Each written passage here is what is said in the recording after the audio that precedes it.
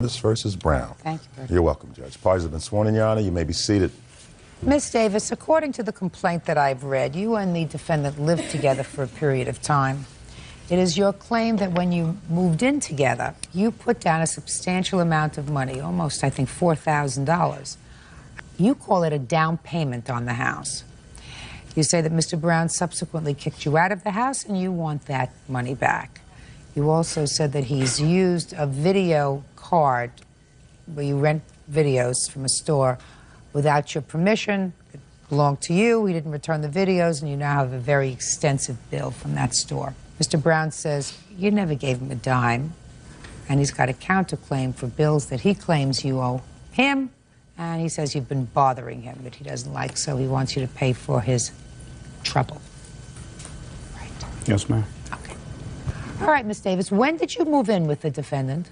Your Honor, I would like to tell you how my ex-boyfriend did me wrong. He moved in with me in November of 2000. But listen to my question. When did you move in together in a place where you claim you put money down? In June of 2001. That's Shh. Now listen, I'm going to get to you. So don't interrupt her. We do things in a very orderly way here. It's the only way that I can function. Otherwise, I become frustrated. And Bird doesn't like it when I get frustrated. When did you move in together? June of 2001? Very good. And was this a house or an apartment? It was a mobile home. Was it a rental? No, ma'am. He bought it?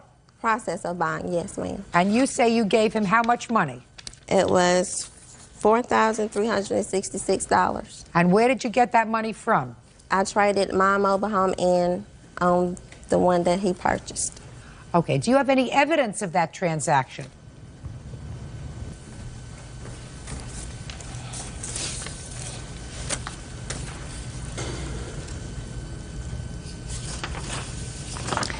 All right, sir. I seem to have some evidence would tend to indicate, Mr. Brown, that she did not, in fact, give you any money towards the purpose of your mobile home. exactly. She did not. Listen to me carefully, sir. I have evidence that she did not give you any money towards the purchase of your mobile home. But I have evidence here that she traded in her mobile home No, ma'am. as a partial down payment for a mobile home that went into your name. No, not at all. Not at all. Not at all. What has transpired was a mobile home that was sold from her cousin to me for $500, which we used as a trade-in. Yeah, but they gave you credit for $4,366 as a down payment credit. That was the value of the mobile home. I'm buying something for $500 and trading in for another amount. That's just like a good business transaction. Your Honor, Does it make sense? It's a profitable business transaction. If you can buy a car for $200 and sell it for $2,000, that's a smart buy. So that's exactly what I did. I took a smart buy and used it to advance in a better home for me and my children. Something doesn't sound right, sir. It doesn't sound Does it sound right to you? He buys it for $500 from her cousin and then uses it, and they give him a down payment credit of $4,366. I also gave in a $2,500 cash deposit as well. On or about June 26, 2001, traded in her 1964 Windsor mobile home as a down payment on a 1998 Horton manufactured home. Right. This 1998 Horton manufactured was being purchased by David R. Brown. We gave Miss $4,366 on a down payment credit on the 1998 Horton. Yes. Now, where's her name? Is that on any of that transaction? Show that to him. Your Honor, the reason why my name is not on there because the title was never changed over into my name, but I have a receipt where I purchased the mobile home before I met him. That's for a different mobile home she's speaking of. And we never used that mobile home as a trade-in. This right here is sufficient. This right here is sufficient. And her name is not on there in that transaction because she has no involvement in the transaction. I never said my name was on the mobile home, Your Honor. She gave me these monies in her mobile home, and her name is not on anything. Does that make any sense? That is my cousin. Her cousin. Ah. So they gave Miss $4,366 for the down payment. Yes, ma'am. All right. Forget it. I don't look into that. Your name was not on the title to that mobile home? No, ma'am. All right, At then the forget time, it. I did not have a job, but I have a receipt where I bought the mobile home from Miss. Show me. Do you have the receipt? You mean up this? there? $500? Yes, and I also have this right You here. have this? Is this what you're talking about? Yes, ma'am. That's nothing. That's nothing. That's something that you buy in a grocery store. Judge Judy continues in a moment. She won't leave me alone. We broke up, let it go. Yes, she's steady looking for a payout for something she knows she's not owed to. Mr. Brown, I believe you. Real cases, real people. Judge Judy. Morticia Davis says ex-boyfriend David Brown owes her for the down payment on a mobile home and unpaid video rentals. David says her lawsuit is bogus. Now, what about this video card? When I got evicted out the mobile home, he used my Blockbuster When did he evict card. you from the mobile home? May. She moved out of the home before the eviction took place. So therefore, What do you mean there was an eviction? Had you gone to court to evict her? I went to court to evict her. Why is that? Because there was South Carolina state law. Once someone established residence in your home, in order for them to move out against their will, you have to evict them out. All right, so the relationship wasn't going well, I It assume. was downhill from... Do you have children together? No, we do not, No. thank God. Perfect. Okay, so what about this video card? Well, when he got his new girlfriend evict me, I got some bills in the mail, which he used my card illegally at 3 different Blockbusters, never took the videos back. Show me.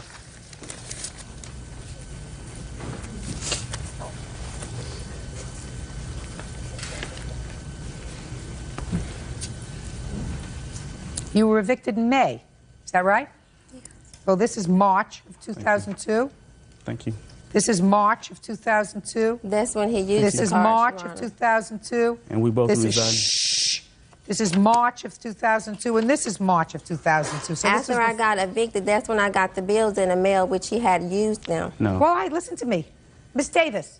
Yes. How do what you lived together in March of 2002? You were He sharing was a not home. there in March, Quiet. Your Honor. He was not there. He lived with his new girlfriend until I got evicted. Lies. He was Listen not to there. me. Lie. You kind of. She's lying, Your Honor. I don't want to say it again. It doesn't appear as if you're doing badly in this lawsuit so far. Do you understand? Yes, ma'am. But what can happen is you can lose if you open your mouth again. Clear? Yes, ma'am. You have any of these movies home, sir? No, I do not. He's not going to admit Do you to know it. where they are? The last was left in the home that she was residing in. Now, what she did with him after that, I don't know. Your Honor, that's not true. I haven't been back to the house. At the time, I was out the house from late part of March all the way up until April, May. See, now he's back in now May. he's Don't telling interrupt him.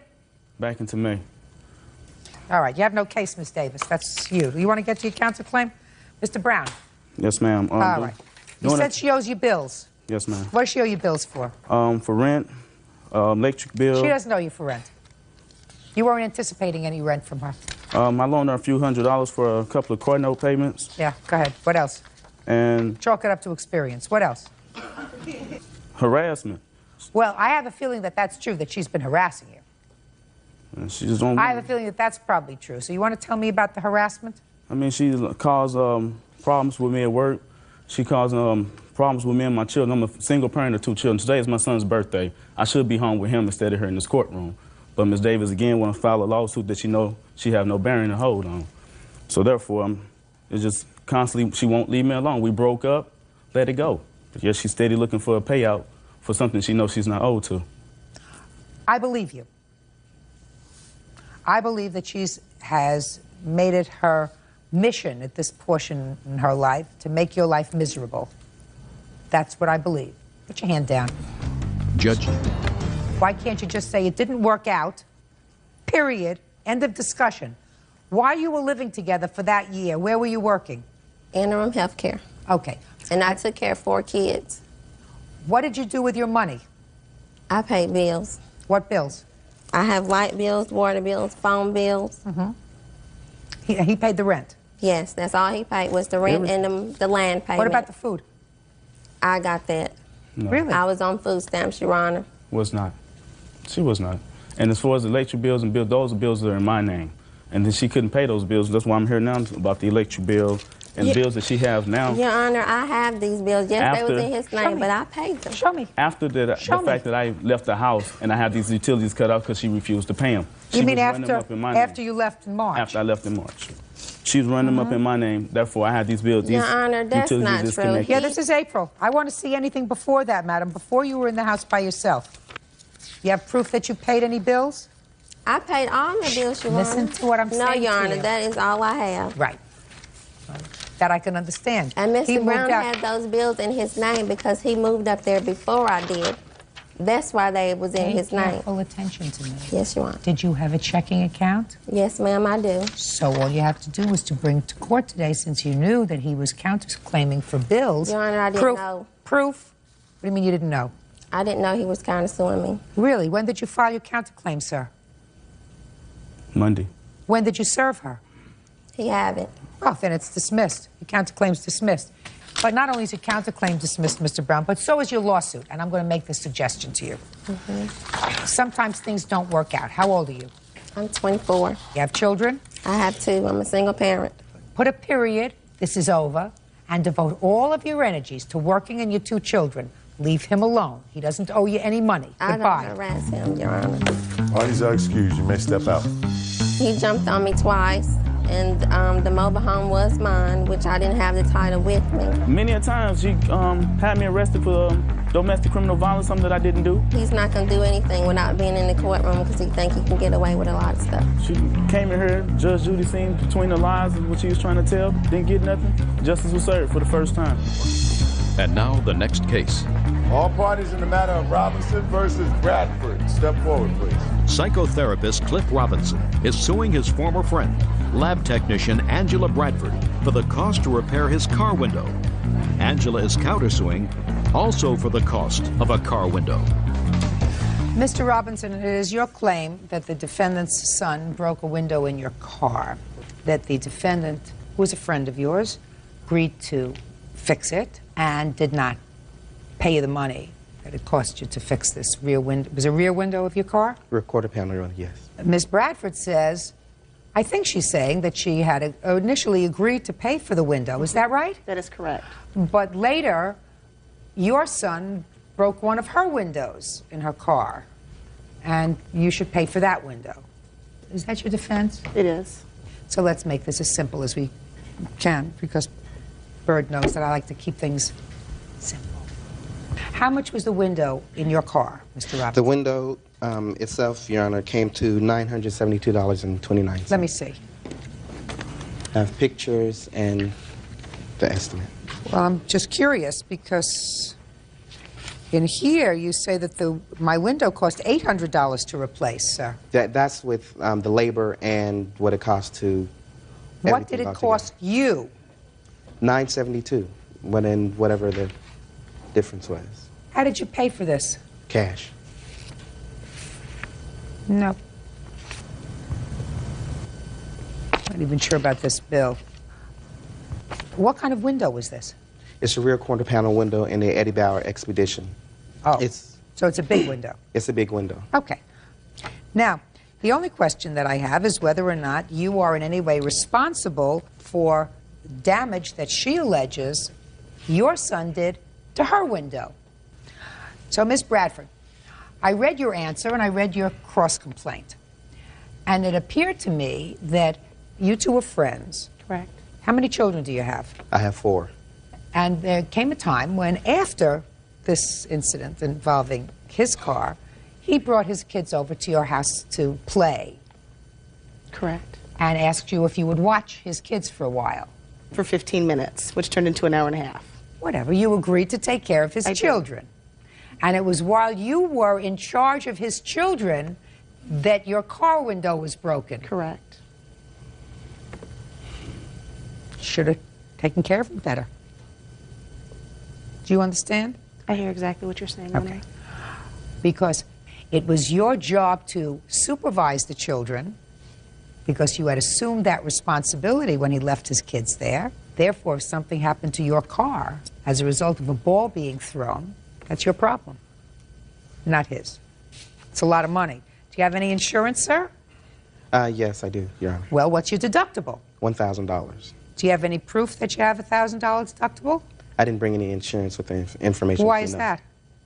I didn't think it was relevant. Well, it is relevant, sir. It's relevant how much out-of-pocket you had. Are you telling me that you actually paid Collins Auto Glass $972 in That's cash? correct. Let's give them a call and find out. You know these people? No, I don't. They were just people you chose randomly? That's correct. Okay, good.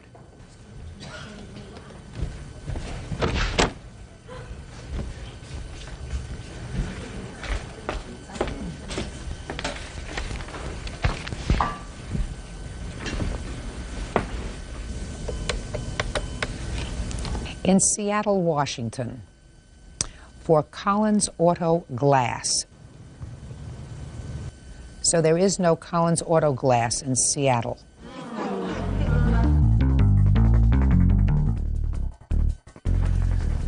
Mr. Robinson, sir, is this Collins Auto Glass in Seattle? Yes, it is. Well, they don't have a listing for them in Seattle, sir. Well, I know in... They don't have a listing for them in Seattle, Washington. There is a phone number on here, sir. 206 number? There is a phone number here. It's your phone number. The only phone number that appears on this is your phone number. Yeah, my information is on there, and then in the... I don't know. Show it to him.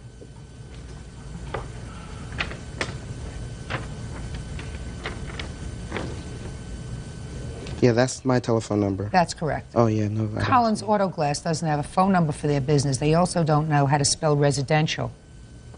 Well, I know in June, when I got it fixed, there was a Collins Auto Glass. I got it out of the Yellow Pages. Well, it must have been their last job, Mr. Robinson, because they closed down. They're not there anymore. Sort of interesting. But I'm holding you to what your complaint says. So your sworn complaint says it was $800 to replace.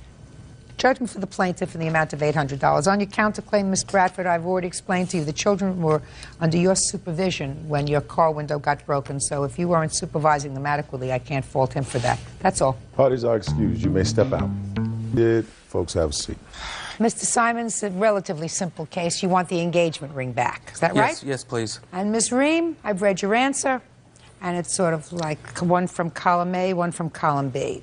You have the following defenses, according to what I read. Number one, it wasn't an engagement ring because you never said yes. Yes. If you don't buy that, it was an engagement ring, but he told you you should keep it even if you didn't get married, correct? Yes.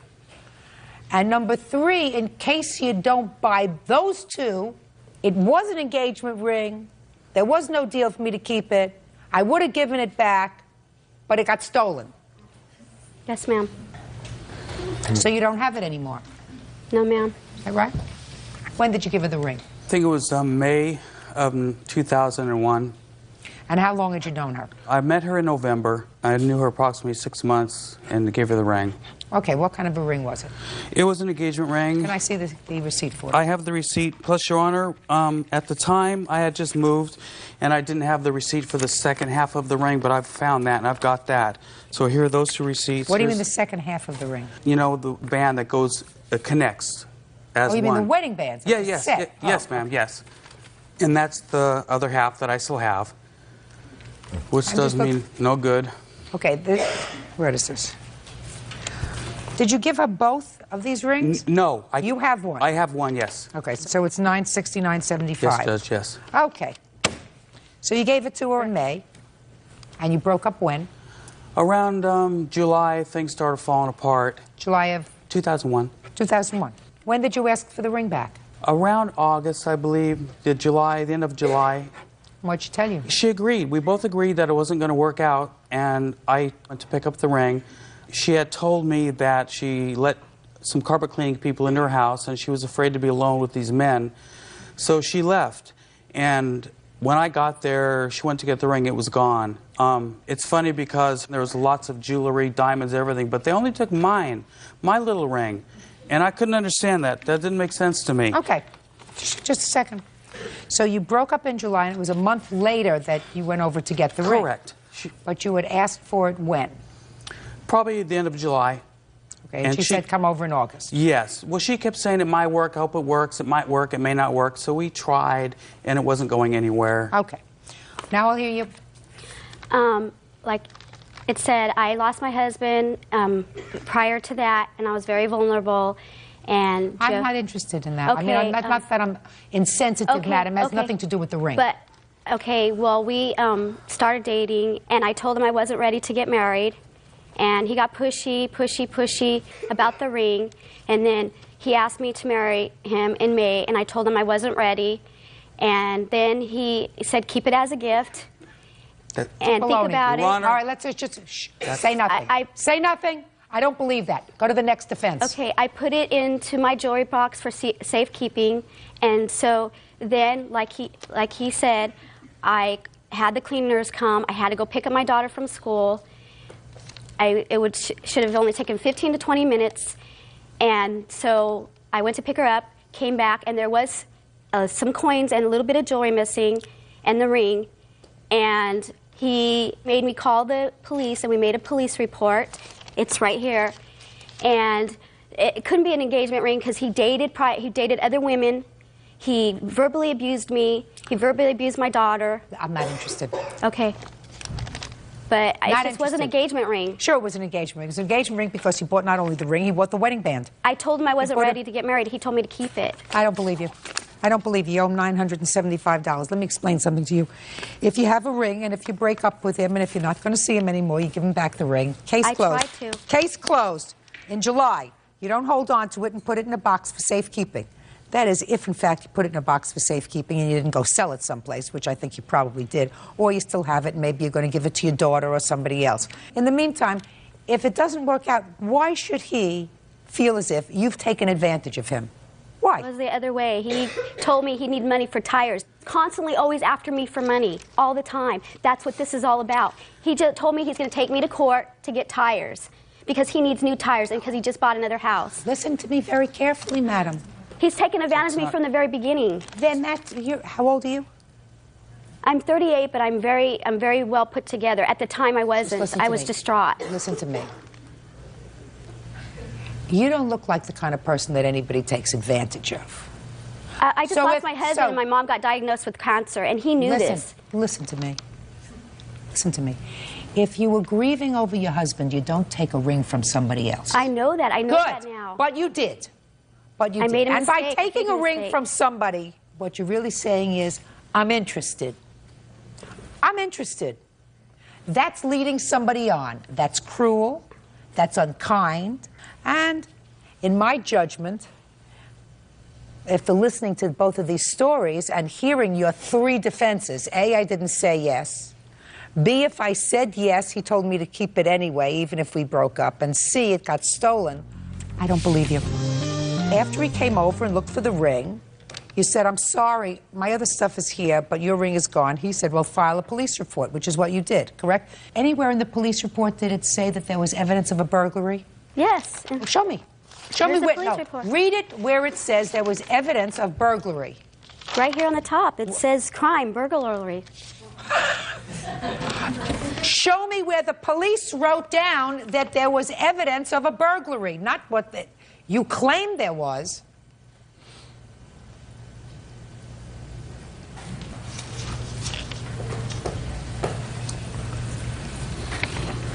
It doesn't say burglary, but it says she opened the top drawer and discovered her ring missing. Right, that's what you said. That's not what That's what he said. No, he also did this police report with me. Miss Reed, I mean, are you just thick? He comes over to get his ring. You go in with him to your drawer. You open the drawer with him. You say, oh, your ring must have been taken, along with some other coins that I might have there. That's too bad. Then you go and file a police report because he says, according to you, that you should go and file a police report, which is what you did. That doesn't mean the police found any evidence of a burglary because there was no burglary. You have insurance, by the way? Whatever. You have insurance on your other jewelry? No, I don't. Okay. Judgment for the plaintiff in the amount of the ring, which was $969.75. Ms. Ream, I don't believe you. Goodbye. You don't Thank you, Your Honor. Parties are excused. You may step out. He was always telling me to buy him things and stuff like that and saying, well, you got money, you got money. I own 2 homes, and she told me to sell my homes and give her all my money. He sues everybody. This is not his first time he sued somebody. He's sue happy. She used to call me on the phone and threaten me and tell me if I go to court, I'll be sorry. He's a liar, and he took advantage, and he knows it. And now the next case. All parties in the matter of Smith versus Henderson. Step forward, please. Maintenance man Joe Smith is suing his former live-in lover, paratransit driver Lisa Henderson, for the return of property. Lisa is countersuing for damages to her home and mental anguish. According to your complaint, you folks lived together for about 4 years. And at some point, Mr. Smith, you were arrested on a domestic violence charge. Either domestic violence or violating a protective order that Ms. Henderson had obtained. It is your claim that while you were incarcerated, she took your property and she won't give it back to you. You did get some of your property, but she still has a whole bunch of your stuff. Correct. That's what your lawsuit is about. Ms. Henderson says that you got everything that you're entitled to. What you didn't take yourself, an uncle of yours came and picked up. And she is counterclaiming for some damage that you did to her door when you were violating this protective order. So that's what we have. When were you arrested, Mr. Smith, for the first time on this charge of domestic violence? That was like almost 4 years ago. I don't remember the exact date. That's not the time that you took your property. Yes, that's the previous time. It happened twice. How many times have you been arrested altogether for domestic violence? Once. No, it had to be more than once. You said once 4 years ago, once more recently. No, this was for violating a restraining order for just going to the residence. There wasn't any violence involved. Is that right? Yeah, he was charged twice. One for holding me captive in my apartment when I was 6 months pregnant in January of 2000. And he was convicted of that charge. We got back together. A testament to your good judgment. Yeah. October 17th of last year, I had a restraining order issued to him. 2 hours and 15 minutes later, after he was served, he kicked in the front door. Now, why was another protective order issued in October of 2002? Because we were not getting along in the household. I asked Mr. Smith to leave my house. He was... How long had he been living there? For like 4 months. And we were not getting along. So he's living there for 4 months. You weren't getting along. But no violence. No. The police had to come out one incident in September where he threatened to put a hit out on me. Before that, he said he doesn't like my son and he never will. So I said, you need to get your belongings and get up out of my house. If you don't like my son, you don't care for me. What happened in October? I asked him to give him a certain amount of time to get his personal belongings and give him enough time to move out. Did she do that? No. No, Just a second, don't interrupt. She didn't say to you have a week or 2 days or 48 she said, hours? Get out right now. Judge Judy continues in a moment. We split everything in the household. So he paid his way. So he wasn't just coming to visit on weekends, right? Right. Well, that's not what you say in here. Real cases, real people. Judge Judy. Joe Smith says ex-girlfriend Lisa Henderson won't return his property. Lisa says Joe threatened to put a hit out on her. What did you do when she told you to get out? I told her I couldn't because I had just paid my rent, PG&E, and cable, and I have the receipts for that. So you were paying the bills? Yes. Some of the bills at least there. So you said, I'm not leaving because I'm paid up through November 1st. Actually, I told her I couldn't afford it because I just put my money into the household. Okay. But you told me you... Shh, don't speak to him. Speak to me. So that was the conversation. He said, I'm not leaving right now. And what did you say to him? I told him he needs to be out of my house within that Friday. He sits around bragging that he got so many women to take care of him. So I said, call one of them up, tell them to back their car up in here and get your things up out of my house. And he said what? He said, I'm not going nowhere. I'm a legal resident. I'm not going nowhere. You have to get me out legally. Okay. So the next day, I went and filed for a restraining order. Well, Ms. Henderson, that's a violation of really what the restraining order is supposed to be about, madam. A restraining order is not something that you use instead of housing court. You had a discussion, you had an argument, you said get out and leave, and he said I'm not leaving. And you said no, you're going to leave, and he said get me out a legal way, and you said what's the best legal way for me to get out? I'll just go and tell somebody he threatened me. And you fill out a paper and you lie, because so far I haven't heard anything about a threat. And a judge looks at it and issues a restraining order. That's an abuse of what a restraining order is supposed to be. I'm here to tell you that.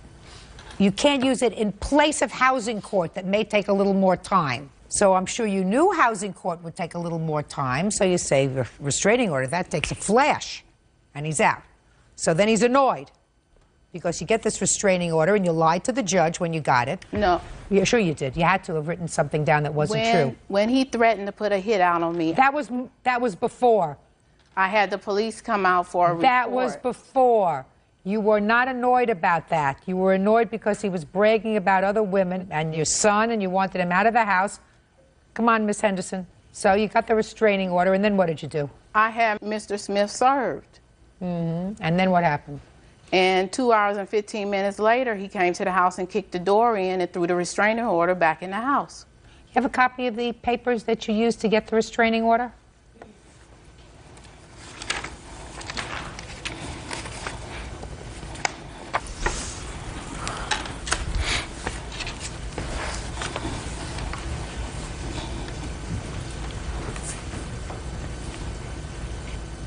Can I see the checks that you wrote for any of the bills in the apartment, Mr. Yes, Smith, ma'am. please?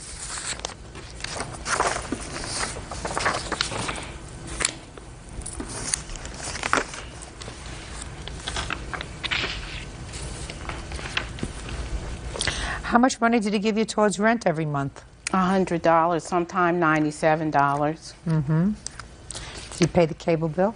Sometime. Sometime Well, he I paid in September, he paid in August, he paid in May. We split everything in the household. So he paid his way. So he wasn't just coming to visit on weekends, right? Right. Well, that's not what you say in here, in your statement to the police. Sometimes I will allow him to stay a weekend or a few days because we were getting along, but then he won't leave. Well, that's not true.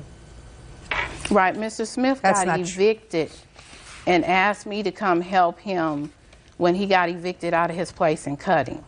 Our agreement was he was supposed to stay so long to save up enough money so he can get his own place. Well, that's not months and months where he's paying half the rent, paying half the bills, cutting everything in half. So he is a tenant there. Right. Okay.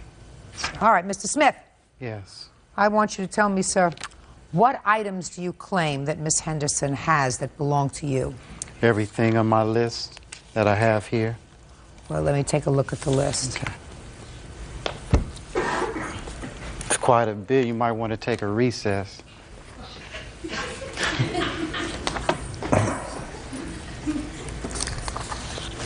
Show this to her, would you please, Bert? No, I have my list, Your Honor. And this is the list that we had in November 22nd when he was incarcerated, and he gave it to me. Who wrote that list? He did. Oh, then let me see that and list. he got a different total from what he has on there. Oh, fine. Then let me take a look. And the check, and what you've crossed out is... The things that I gave to Larry in November. So you still have the other things? Because those are the things that he gave to me by him bringing it into the household, which is a gift to me. No, it's not a gift. None of these things are gifts. I want you to listen to me. None of these things are gifts. Everything on this list that he prepared, so I won't look at this list. This is the list he prepared. You make sure are boxed up because he's going to send somebody to get them. Do you understand? Yes. No fooling around. Listen to me. If you're frightened enough of somebody to seek the court's assistance in getting a restraining order against them, you want everything that you have that might cause them irritation out of the house. You didn't have these things before he moved back. Now you're going to give them back to him, and the only contact you're going to have with him is over visitation or contact with a child that you share in common. So stop acting stupid. Judge Judy will continue in a moment.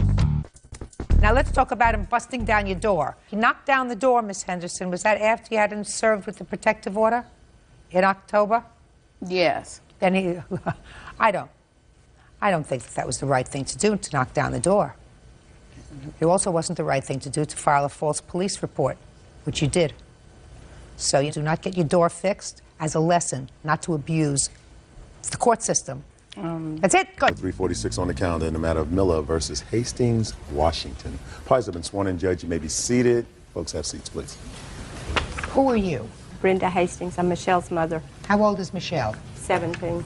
Okay. Miss Miller, Michelle is your son's girlfriend. Yes, ma'am. This is your son. Yes, ma'am. So you're really suing your son and his girlfriend. Her mother is here because she's a minor. Yes, ma'am. It appears from what I've read that you decided to rent a house. You were Yes, separating from your husband or something like that. Yes, ma'am. And that your son and his girlfriend said that they wanted to come and live with you. You say that this didn't work out, but they owe you for back rent. They owe you for money that they put on your credit card. They have a counterclaim. And their counterclaim involves both of their cars, which they say that you took, you hid, and caused damage to. No, ma'am. So Yes, that's ma'am. what the case is about. Very complicated. When did you decide to rent this house? About the second week of September. And what was the rent on the house? $575 a month. And what was your arrangement with your son and his girlfriend? I had planned on moving. My husband and I were just going to separate for a little while to work out some differences. There was a duplex that I had been waiting on that was around the corner from the house. My 15-year-old son had told Charlie here that we were moving, and Charlie indicated to him that he needed a place to go. He was tired of the stuff at Brenda's house. I had talked to Charlie. He had been living with you? Is that right? How old are you? 19. I had talked to Charlie and told him that was fine. There was no mention of Michelle at the time. That came up later with Charlie saying that she don't really act like she acts, but she'll act better when she's not around her mother. I thought about it for a while, and I said, well, we'll give it a try. And this is a lot of information that I really don't need. Okay. Well, I went up and asked the landlord, and the landlord said they were renting it. Oh, okay, fine. So you decided to rent it, and you decided to let the two of them move in with you. Right. And what was the financial arrangement with them? We would go on the rent 3 ways. Did you discuss that with her mother? No, ma'am. And you knew she was 17? Her mother had put her out. They wanted both. They had asked several times for both of these to put them out. And my young son here, Derek, Miss Miller, can tell you. That's not my question. My question was, you knew that Michelle was 17. Yes, I did. Okay, Michelle cannot enter into a contract with you because she's a minor. So if you did not have an agreement with her mother to pay a third of the rent, you cannot sue Michelle for a third of any rent that you believe she owes you. Do you understand? Yes, ma'am. Okay, so let's do away with that. So let's deal with your son. Did your son give you any money towards the rent? No, ma'am. Yes, He I gave me did. $150 to help put on deposits on the utilities. So he gave you $150? Yes, ma'am. How long did they live in the house? 6 weeks. 3 weeks. 6 weeks. And when did you move out of the house? The 28th. Of September? Yes, ma'am. Charlie did not move out of that house until the 10th of October. I moved out the 28th. You stayed there. You were on the run from the police. Just a second. Miss Miller. Yes, ma'am. What rent do you believe your son owes you?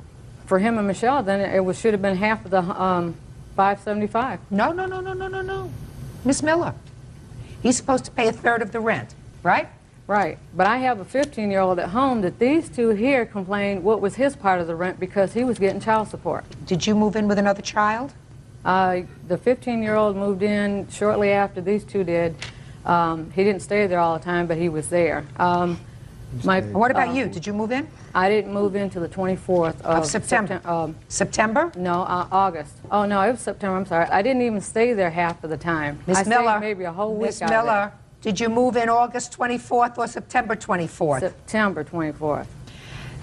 Okay, well, let's go to the credit cards that you say that they used. How did they come to have possession of your credit cards? They didn't have possessions. We had an agreement. I have a letter from the landlord because Mrs. Hastings was putting them out. We had an agreement to try to get the house livable for them to live in so they had a roof over their heads. And You're talking about credit cards, Miss Miller. Let me hear about the credit cards money. I put my credit cards, to get the house in order for them to live in, it had to have floors, it had to have cabinets, it had to have everything. The house was gutted out. It had to have everything. So is that what was put on your credit card? Yes. So why do you think they should pay for that? because we're in agreement. If Mrs. Hastings put them out. Negative. Stop saying Mrs. Hastings put them out. It doesn't make any difference whether she put them out or not. Now, am I correct? It does that make a difference. No, Yes, it doesn't make a does. difference legally. Her mother put them out. He didn't have a place to go. She He didn't cannot put go us to out. my house that I own. My husband will not let him stay there. He's already ripped us off. He's breaking into the house. He's broken into the garage. He's not allowed on the property.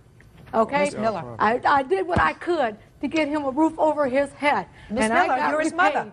Listen to me. You're his mother. Excuse me, ma'am. But this boy, I've got papers. This boy has been in and out of jail, detentions. He was stolen from me when he was That don't have 14 nothing to months do with old. I've got legal documents, Charlie, to prove it all. Miss Miller. He's on drugs. I've tried for years to get him help, okay? Miss Miller, listen to me. I understand that you have a frustration with him. If you And helped from- him out as much as I have in a lifetime, you would too. Miss Miller, listen to me. If Miss Hastings allowed your son to come and live in her house with her 17-year-old daughter, then she's got rocks in her head and probably decided she had had enough. Bottom line, that's your son. It's not her son. And if she had had enough of him and was putting him out, and her daughter Michelle says, I'm not staying here without him, then she says, you want to go with him? Go with him. He's been living there with her since she was 15 and he was 17. You want to know something? And she's put him out 3 times. Miss And Miller. I have been there, Miss Charlie. Miller. Miss Miller. Yeah, okay. Miss Miller. Yes, ma'am. This is your son. And if she's put him out 3 times, and if he was living there from the time he was 17 years old, it had to have been because you and your husband put him out. Exactly. No, he left on Exactly. it. No, you left on your own Miss because Miller, you don't were talk on to him. drugs, Charlie. Miss You were Miller, selling drugs 1, 2, out of my 3. house. Miss Miller. And I called the police Put her on you. outside. That's why you left. Put her outside. I'm going to let you cool off outside, Miss Miller. Real cases, real people. Judge Judy. Atina Miller says her son Charlie Washington, his girlfriend Michelle Hastings, and Michelle's mother Brenda owe for rent and repairs to her home. Okay. Miss Miller, you can't talk to your son. This is not time for you to shout at your son when you're in a court. Time to do that is when you had him in therapy when he was 7 years old. If your son has been giving you problems and moved out of your house, whether you put him out of your house or whether he left voluntarily, you knew where he was living with the Hastings family and their daughter. That was probably a major error on their part. Some people do that. I never quite understand why they take in somebody else's problem into their home. But be that as it may, if you decided that you wanted to put a roof over your son's head as his mother, that's what your job is. That kind of unconditional love is what you do for a child, even if they drive you crazy.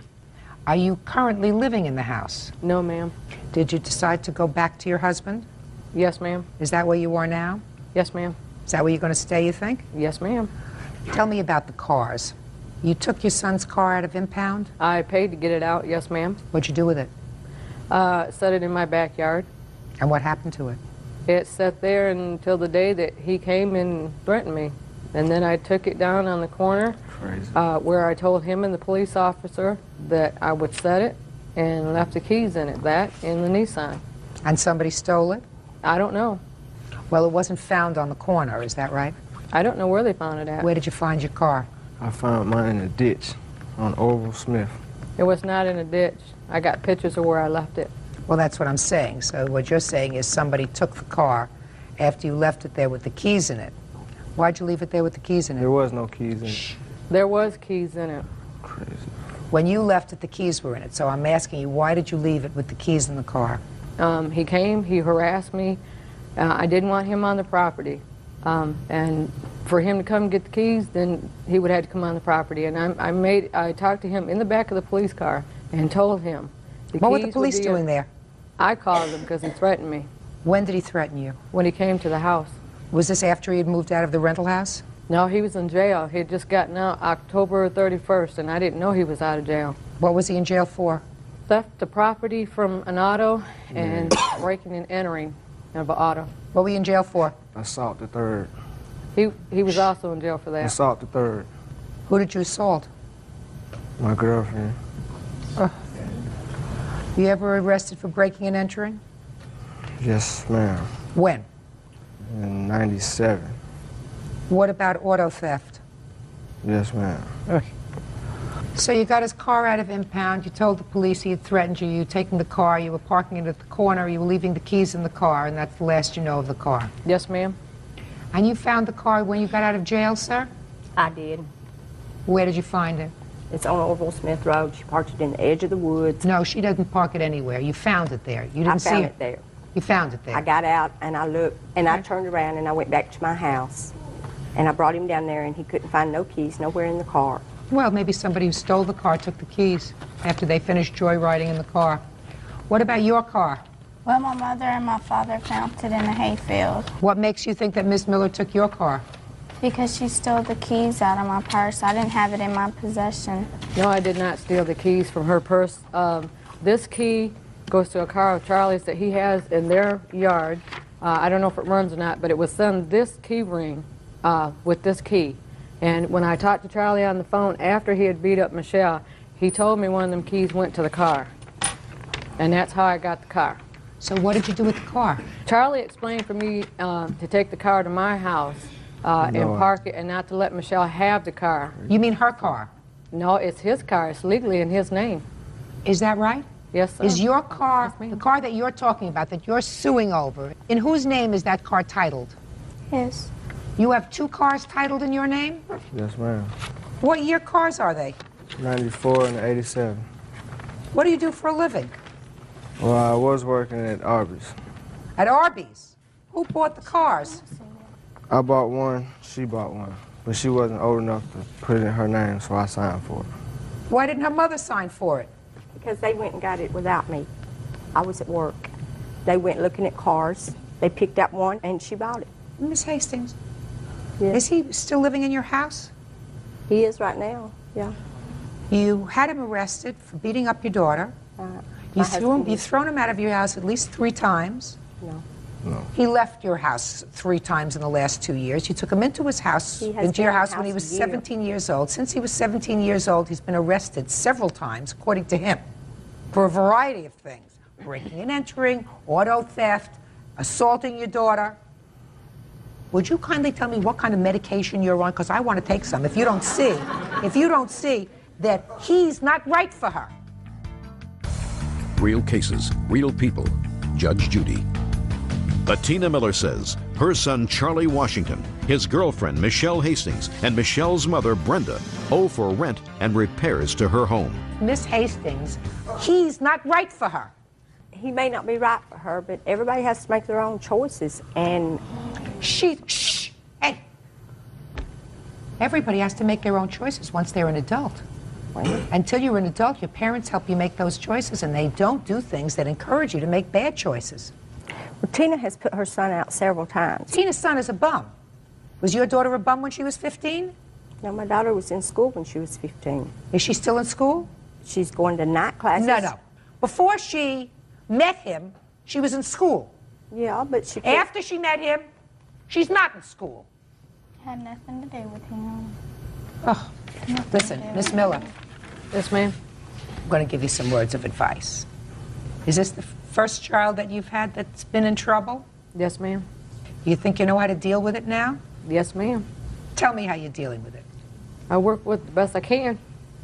My advice to you is you be there as a backup in case of an emergency, in case something bad happens. But until he grows up and stops doing things that are both harmful to himself, to the people that care about him, and to you, he's going to have to make his own mistakes. If you put yourself in a financial position where you've stretched your finances, it's a foolish thing to do. Because what will happen is he will never be forced to grow up. You tell me you put him out of the house, or he left the house when he was 15. The Hastings took him in. And when the Hastings decided to put him out, you provided a roof over his head. He's never had to grow up and face responsibility. Had 2 cars titled in his name, working at Arby's. Well, he didn't buy the car. The Firebird was given to him as a gift by me and my husband. I did not put him out of the house. He had a choice. He could go to jail or he could go back to Michigan to his dad. He took off on his own, He was on the run. We did look for him. He stayed with a friend of his up in a trailer, drinking, getting high. The owner of the trailer came to our house, wanted to know what was up. We went up there. He was gone. Okay. Ms. Hastings, I've already told you what I think of the fact that you allowed him to move back into your house after he beat up your daughter. That's the dumbest thing I ever heard. Absolutely the dumbest. And if your daughter wants to be dumb enough to take off with him, as you said, people make their own choices, but you're making it real comfortable for her to do things that ultimately are going to be devastating. It doesn't matter in what they have done. I mean, it's the car situation. It's her having them to move into a rental house because her marriage, she moved out. Listen to me. I'm not dealing with your lawsuits. Both of your lawsuits are nonsense. Hers, she cannot convince me that her son owes her any money. With regard to the cars, you have no proof whatsoever that your mother took your car, put it in a ditch. She says that after an argument with you, she told the police, I'm putting the car on the street corner with the keys in it. I don't want him anywhere near my house. A reasonable explanation is that somebody walked by, saw the keys in the car, took it for a joyride, and trashed it. I think that both of you, but especially you, Miss Hastings, I don't understand you at all. What do you do all day, sir? Now, Now. go to school No, you don't. at night. I asked you what you did during the day. Don't tell me that you go to school at night. What do you do all day? Hunt for jobs. Hunt for jobs. Michelle, what do you do all day? Work. Where? At Walmart. You work 5 days a week? 8 hours a day, 5 days a week. And you come home and he's watching TV? Michelle, look at me. You come home and he's watching TV? I don't know what he does during the day. Michelle, before you get pregnant, get smart. You'll be working at Walmart, 9 months pregnant, and he's going to be sitting home playing with Nintendo that you will have bought him for Christmas. Get smart. Cases are dismissed. That's all. Parties are excused. You may count in the matter of Griffin versus Moore. Thank you, Bert. Parties have been sworn in, Judge. You may be seated. Folks, have seats. According to your complaint, you and the defendant met when I believe her husband and your son were incarcerated together. Yes, ma'am. Your complaint alleges that you developed a friendship and you allowed the defendant to charge certain items on your credit card with the agreement that she would repay you or pay the bill as it came in. Initially she did, then she stopped. And you allege that when she stopped paying, she owed you $842. That's correct, Your Honor. So when did you first meet the defendant? I think approximately about a year ago. My son was incarcerated, and he was her husband's roommate. So we became good friends, and we would go shopping at the Avenue, and every time she would charge anything, she was so good about paying it. I mean, it was probably most of the time before it even became due. When my son got out of incarceration, she had a type of attraction to my son. It became almost impossible for me to have conversations with her because I did not want to be in the middle. Your Honor, that's not the truth. Just a second. And after a lot of harassing phone calls, I had asked to quit because I couldn't take it anymore. Then at that time, she refused to pay for what was left to be owed on my credit cards. What was left? This is the deposits of as far back as we started this. These are all that she's charged, all she's paid, what she owes is left.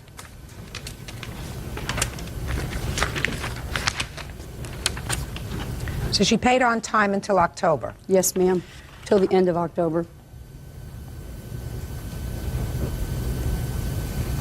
Okay, now I'll hear you. What she said is correct as far as our friendship. Her son was incarcerated with my husband. When things went bad was because her son had a drug problem.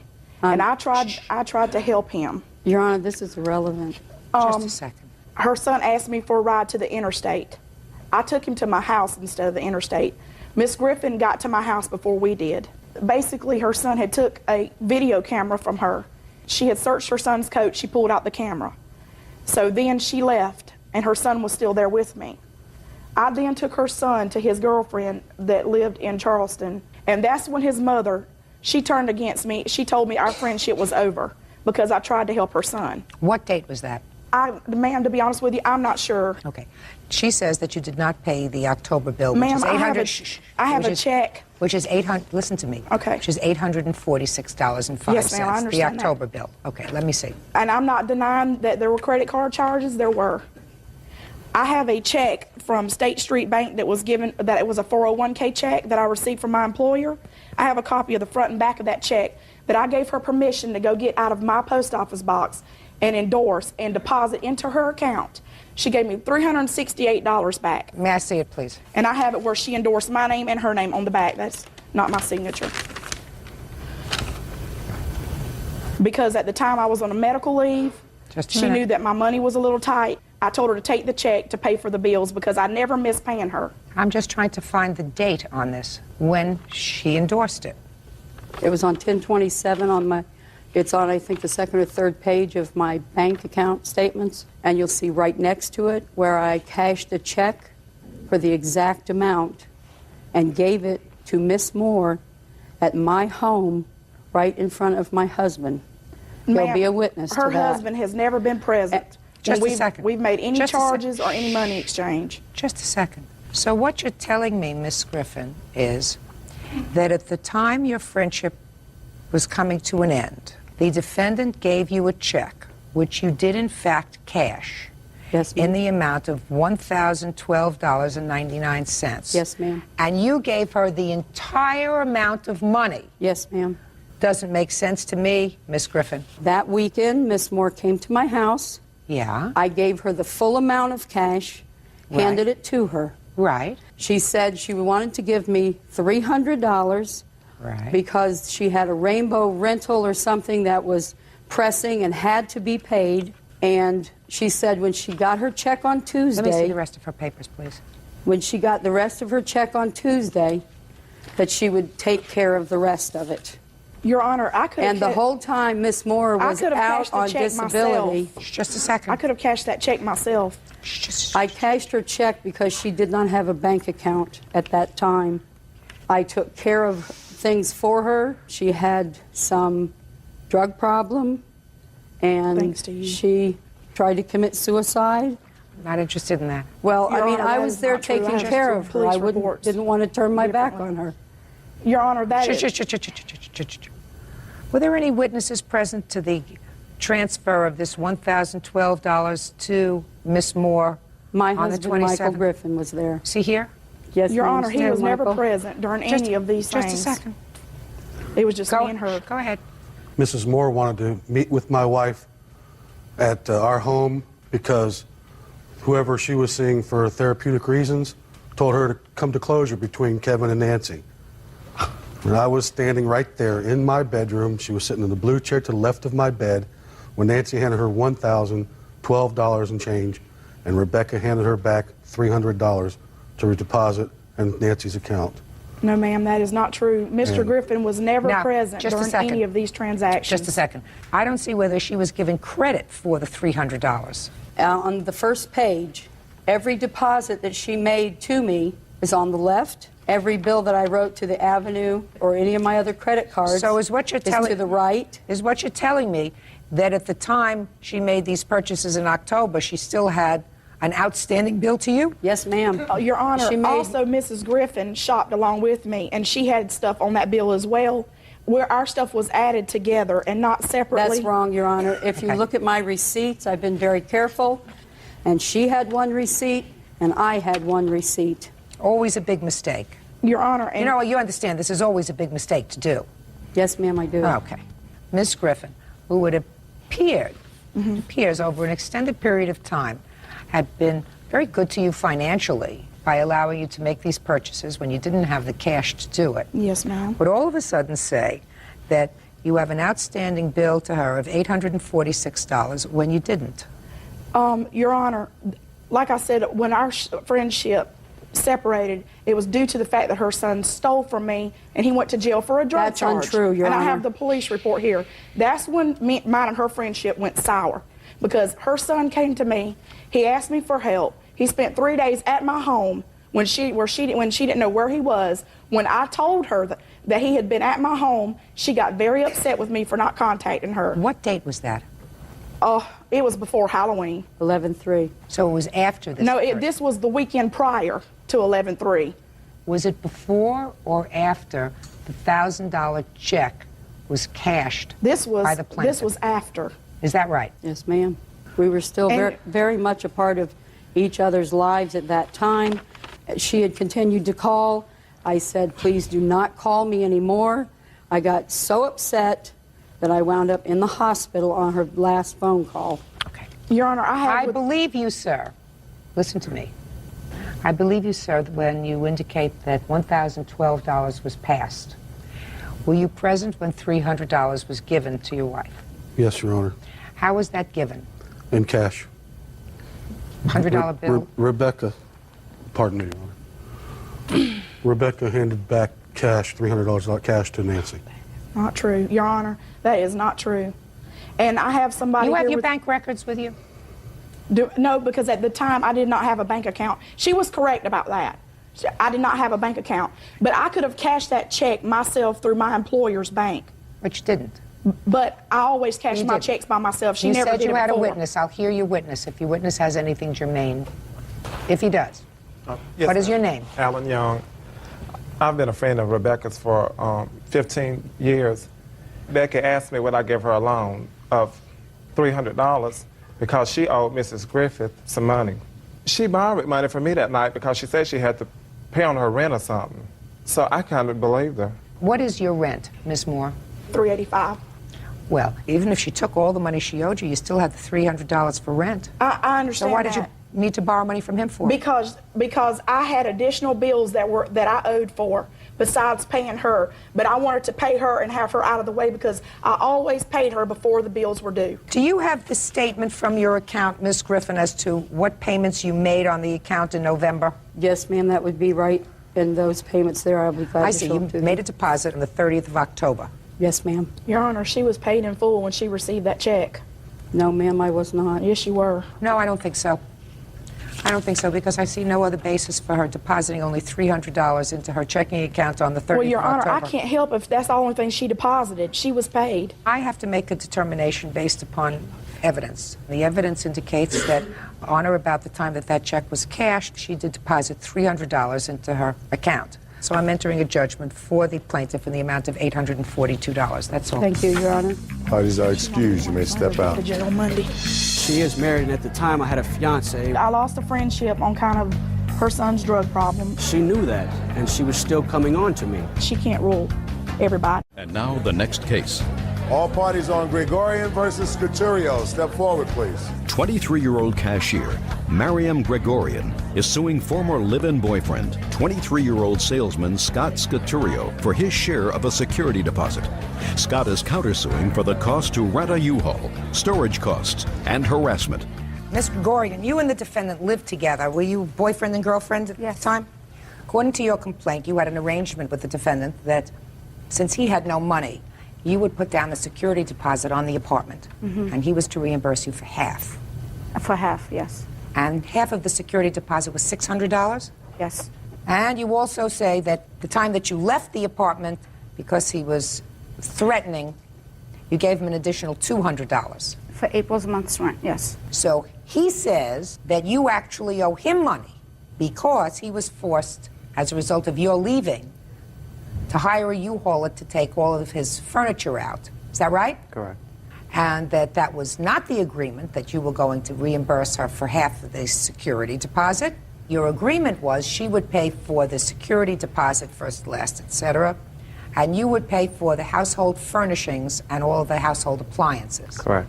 Right? Correct. When did you move in together? We moved in February 1st together. And when did you leave the apartment? April 2nd. And you would have an argument at that time? Yes, we did. Okay. So you were ready to call it quits, and you were ready to call it quits, I assume. Correct. Is that right? Correct. Now, you agree that she did put down this $1,200. The $1,200, correct. And to fulfill your part of the obligation, you purchased all of the furniture. Correct. And you purchased all of the appliances. Correct. In the U-Haul that you hired, did you put all the furniture? Yes. And did you put all the appliances that you purchased? Yes. Did she take any of the furniture? No. Did she take any of the appliances? No, ma'am. Well, so, then let's understand this. On the one side, she put down the $1,200. You purchased all the stuff, but you have all the stuff, Correct. right? She's out the $1,200, including half that should be yours, right? No, because that wasn't the agreement.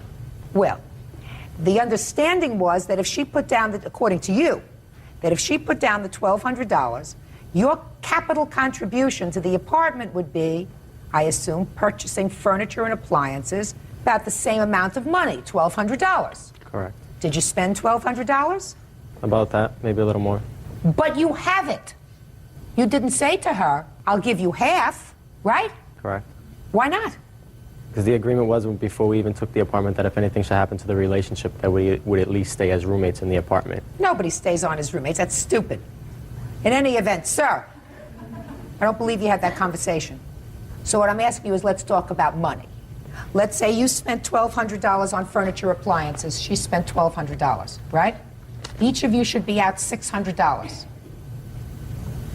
That's math. I'm not really good at math. But am I making myself clear to you, Bird? Very. Right. So you got $1,200 worth of furniture and appliances. That's on your side. But you kept it. Now, you want to give her $600, or you want to give her half the furniture? I'm not going to give her half the furniture. So that's $600 for you. Now tell me about this $200. The $200 was April 2nd when I left. He told me I owe him April's rent. And I felt that I didn't need to because it was April 2nd. It wasn't a complete month yet. I didn't need to give him anything. But you did? But I did because at the time that he had a spare key to my car and he told me that he would hide my car if he needed to until I gave him the money. And I took the $200 and I basically threw it at him. So, cheap price, $200. You don't get that back. You get your $6 because I believe that that was your agreement. Now, you hired a U-Haul it. Why didn't you stay in the apartment? Because due to her leaving, I mean, I couldn't afford the apartment on my own. Well, just a minute. How much was the rent? $600 a month. And she had already given you $2 for April. She had not given me $2 for April. During the argument, she actually opened her closet, which she already had her stuff packed, and just left. She didn't give you an additional $200? No, I left the apartment before she even finished taking her stuff out. Really? Your Honor, that's not true because we were fighting and there was a person on the phone. He was speaking to his mother and a friend of his, telling them how I started up being a psychopath. He sat there and watched me leave and pack up. What date did you move out? I believe it was the first week in May. You stayed for the entire month of April. Yes. So you lived there. She didn't, right? Correct. So you pay for it. And then you had to move because of the rent. Where did you move to? I'm actually staying with my sister right now. Okay, you paying any rent there? No. Well, look at it this way. You spent $300 for a U-Haul? Approximately, yes. That would have been your share of the $300 worth of rent, right? Correct. And you couldn't afford the apartment anyway, right? So, and you got all that nice furniture. So what are you complaining about? Your Honor, can I say something? No, I want to ask him I want to find out what he's complaining about. Actually, what I'm complaining about is, Your Honor, she stated in the police report, actually, when she filed for court, that I threatened her life and I threatened to do her harm. She actually, I have mail here, which she had actually forwarded to my sister's address. If I was threatening her life, I don't understand why she would forward mail to my sister's address where she knows that I go, when I also have police reports stating that they heard messages of her threatening to kill me, etc., etc. Well, let me see the letter that you have, sir. I don't know exactly what you're talking about, but let me take a look at it.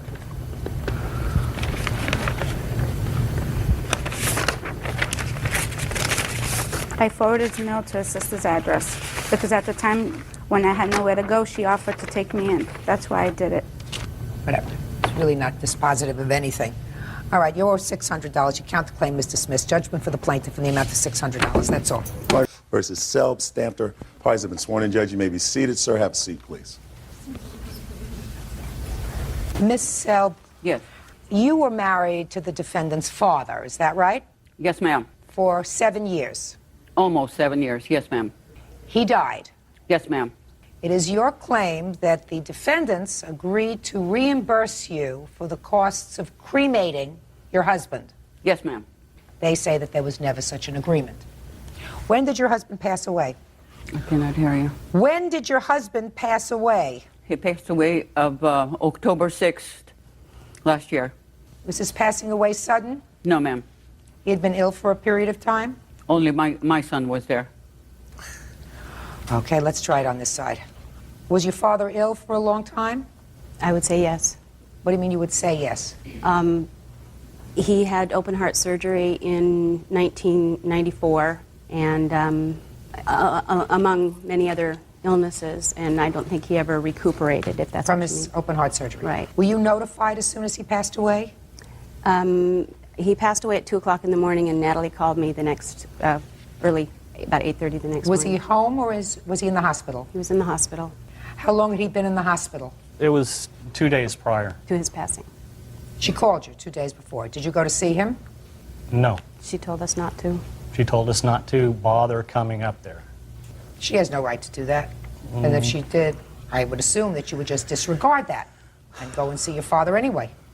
She requested us that we did not come up there. Then you disregard that request and you go see your father. She said that he was not, there was no plans for actually that he was going to survive the evening. Even more reason for you to get there. Did you see your father regularly? A few times a year. And you? Natalie made it very difficult for us to see our father. She called me in 1998 and told me that I was never welcome in her home again. So my visits with my father had to be over the phone. I was not welcome in her home. All right, Miss Selb, would you tell me the conversation that you allegedly had with these children about their reimbursing you for the cost of your husband's cremation? On October 21st, they came over to pick up some of my husband's heirlooms. They also want to have the ashes. I told Tina that I have paid $1,200 for it, and she said she will reimburse the money. All I have to do is just send the bill. I never said that. I have sent the bill with a letter. I didn't hear anything from her. Just a minute. At that time, did you give her the ashes? Yes, they took the ashes when they left. Was there any funeral service for your husband? No, there was just at the park, you know, people have got together and had dinner and stuff like that. And I have asked them, but they didn't want to come. But they came to the house to pick up some property, is that right? Yes. That's correct. And you picked up your father's ashes? Yes. Tell me under what circumstances this lady gave you the ashes. We went up to get my dad's war mementos and our family photo albums, all that was left of that my father had, and there was never a discussion about taking the ashes home. I mean, that wasn't why we went up there. Okay. She presented a carton as we were leaving of his ashes, and we were both very surprised by that. There was never a discussion about reimbursing for ashes or giving her money for the cremation, and then we can exchange, you know, pay this ransom for my father's ashes and we could leave with it. Never a discussion about that.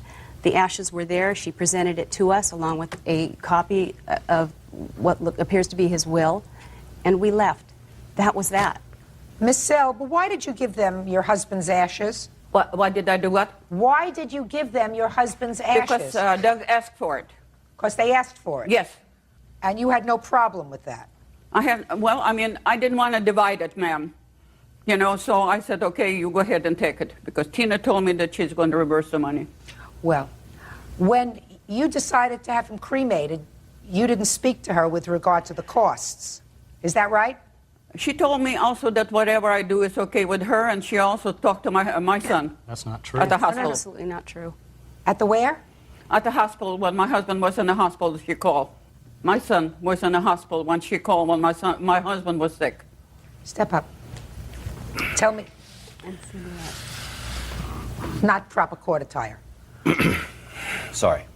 So you should have something important to say. I assume you do. Basically, I was there when he went into the hospital and when he died.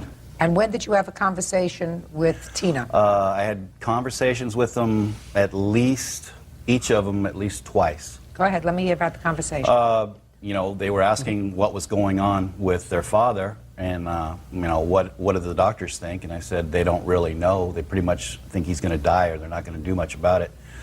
And then they told me that they weren't able to get up there. So we went in the next morning and made arrangements to have him cremated. They left it in the hands of my mother to take care of.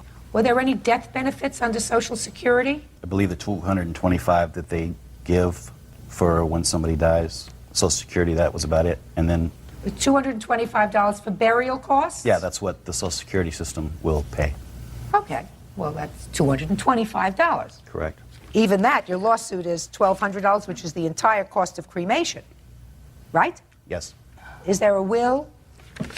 Your Honor, my father had an estate when he married Natalie.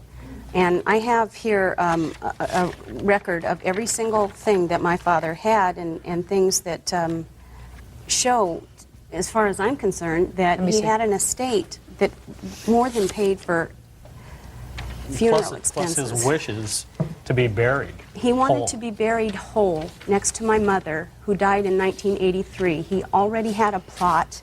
He already had his wishes known. She knew them. She and I discussed this. When he died, she knew that we did not want him cremated and that he didn't want to be cremated. How long was he married to your mother? 37 years. When did she pass away? 1983.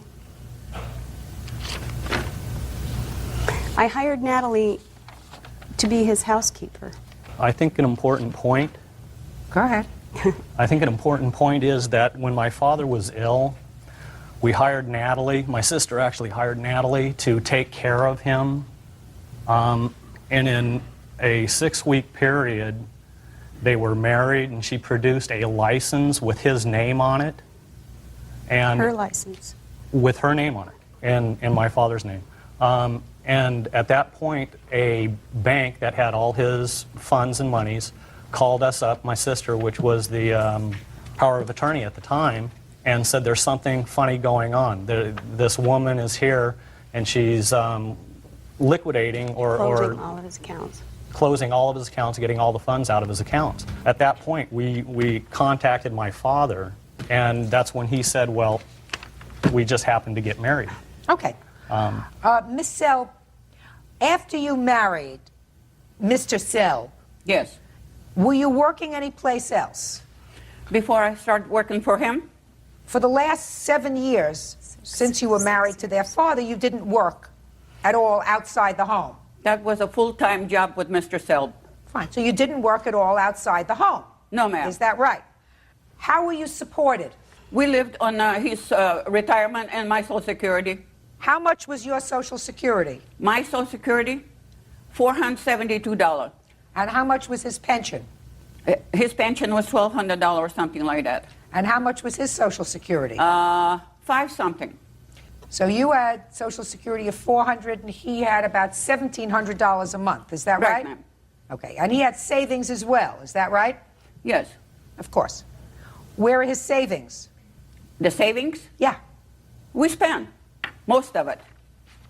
Do you have any left? We have traveled quite a bit, ma'am. Oh, just a minute. Do you have any left of his savings? Yeah, I have $2,000. Good. That pays for the funeral. Thank you very much. That's all. Parties are excused. You may step out. The only thing I can say that I took care of their father for 7 years. My sister went there a couple of weeks afterwards, and she found the mail actually had been sorted through and gone through, his financial statements gone through. They wouldn't even answer the letters I have sent it to them. And now the next case.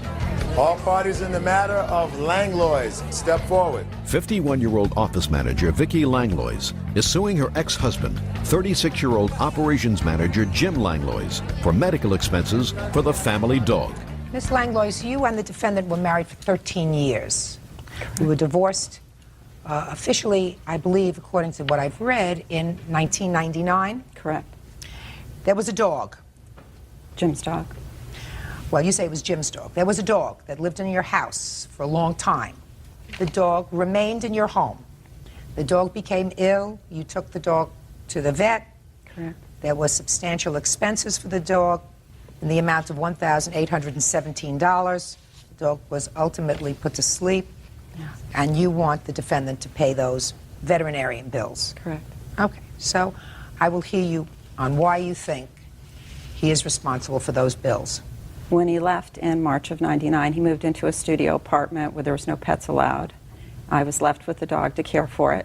Then, March of 2000, the dog became ill. I talked to Jim, and I explained to him everything that happened. He didn't disagree with how I handled it. I told him I would not be able to pay the bills, and he said that was okay, and he'd take care of it. So I had brought the dog home with the understanding that I would have to give the dog intravenous feedings twice a day, which I did until April 25th, when he suddenly turned worse. I called Jim. I told him he wanted to see the dog. I brought the dog to him, and he returned the dog to me, and the next day the dog even got worse. I called the vet. She said there's nothing more we can do for him. How old was the dog? 12 years. And how old is your son? 12.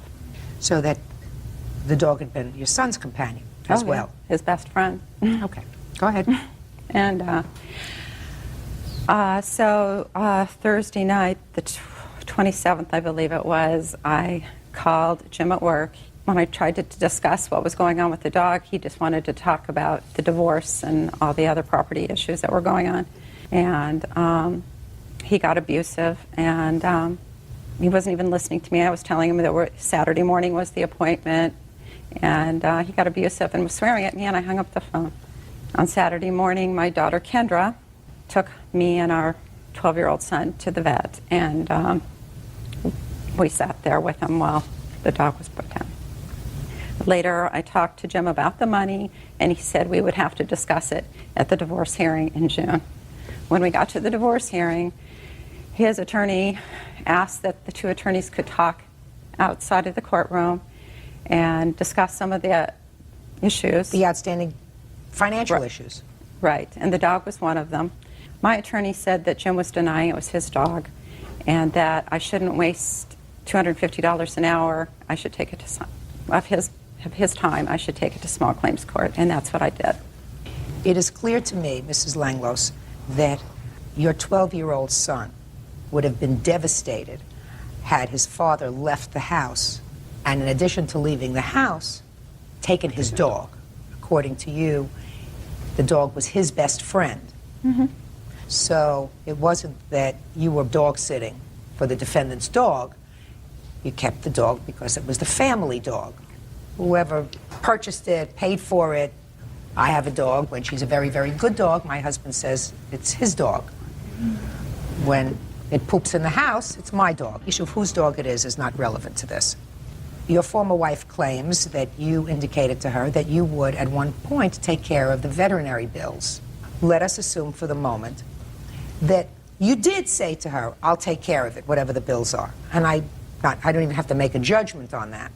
There did come a time that you went to the Supreme Court to resolve all issues of money involving your marriage. According to you, Ms. Langlos, the issue of the dog's bills was raised by the attorneys in that proceeding. Outside of the judge. It doesn't make any difference. Correct. It was part of the negotiation. You did the right thing by keeping the dog and taking care of the dog. Your problem, Mrs. Langlos, is this. There must be finality when parties divorce. And that is usually as of the day that a final judgment of divorce is rendered. Everybody is there, and they throw all the marbles on the table, and they say, listen, this is what we got. This is what our bills are. This is what our expenses are. This is what our assets are. We're going to divide them. We're going to divide them in an equitable fashion, and that's what you pay a lawyer for. That was clearly done. So all of that was before the court, or should have been before the court. Now, you understand that, Mrs. Langlos. I know that from the way you're shaking your head, you understand that. Because ultimately, each of you has to know, this is the date that my financial obligations are fixed, both for child support, for maintenance, for alimony, for outstanding credit cards, for outstanding bank loans. You can't keep this thing going forever. It's not healthy. Mm-hmm. I agree. According to you, and I'm just taking what you tell me, your attorney did in fact raise the issue at that time. You were given bad advice by your attorney. If your attorney did indeed say to you, deal with it later, that's very bad advice, because your marriage terminated and these bills were incurred prior to the stipulation and settlement and the judgment of divorce, unless your former husband believes that you should voluntarily contribute to the dog's vet bills. He is under no legal obligation to do so. Just for my own sake, you want to tell me, Mr. Langlois, how much you pay in child support for your son? I believe it's $961 a month. Do you pay maintenance to your former wife, in addition to the child support? Yes. And how much do you pay in maintenance? 1,000 something. It's a little over 1,000, 1,027. Are you currently current in your child support and maintenance? Yes, my child support and spousal support comes directly out of my work check. Do you see your son? Visit him? Not now, I don't. Why not? We have issues that we're working out through court right now. So there are ongoing issues of visitation? So you're still paying lawyers? Yeah. Yes. I am. She's not. She doesn't have a lawyer at this time. I do. Well, that's unfortunate. No, that's not true. I do have a lawyer. Whether you have But a yes, lawyer, we are. I have his letter that says whether you he's- have a lawyer or not, it's really unfortunate that you can't put a period and start having some sort of normalcy to your lives. That's really very unfortunate. In any event, Ms. Langlois, all financial issues were resolved in your case in June of 2000, so your lawsuit... All right, there's a rather complicated fact pattern in this case, so let me see if I understand it. The defendant is your brother. Yes. About 2 years ago, your brother had just been released from jail and came to live in your father's home. Yes. This is your father? Yes, it is.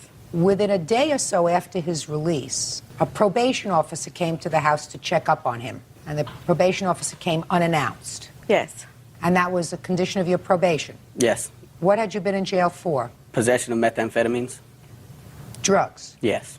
And when the probation officer arrived, the probation officer found your father smoking marijuana.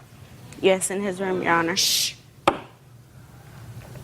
And he was smoking marijuana because he was ill. Yes. And I understand he has now a card that indicates that he can use cannabis for medicinal purposes. Is that right? Yes, Your Honor. You have that card, sir? Yes, sir. At the time, he did not have that card. No, ma'am. So he was taken to jail. Yes. There were certain expenses surrounding his incarceration. You had to bail him out. Yes. You had to hire a lawyer. Yes. And you say that your brother agreed to repay you for these Yes. costs because, but for the fact that he was in the house, you felt as if he was responsible. The probation officer wouldn't have been there, your father wouldn't have been arrested, and you felt as if it was his fault. Yes. Would you step up, sir?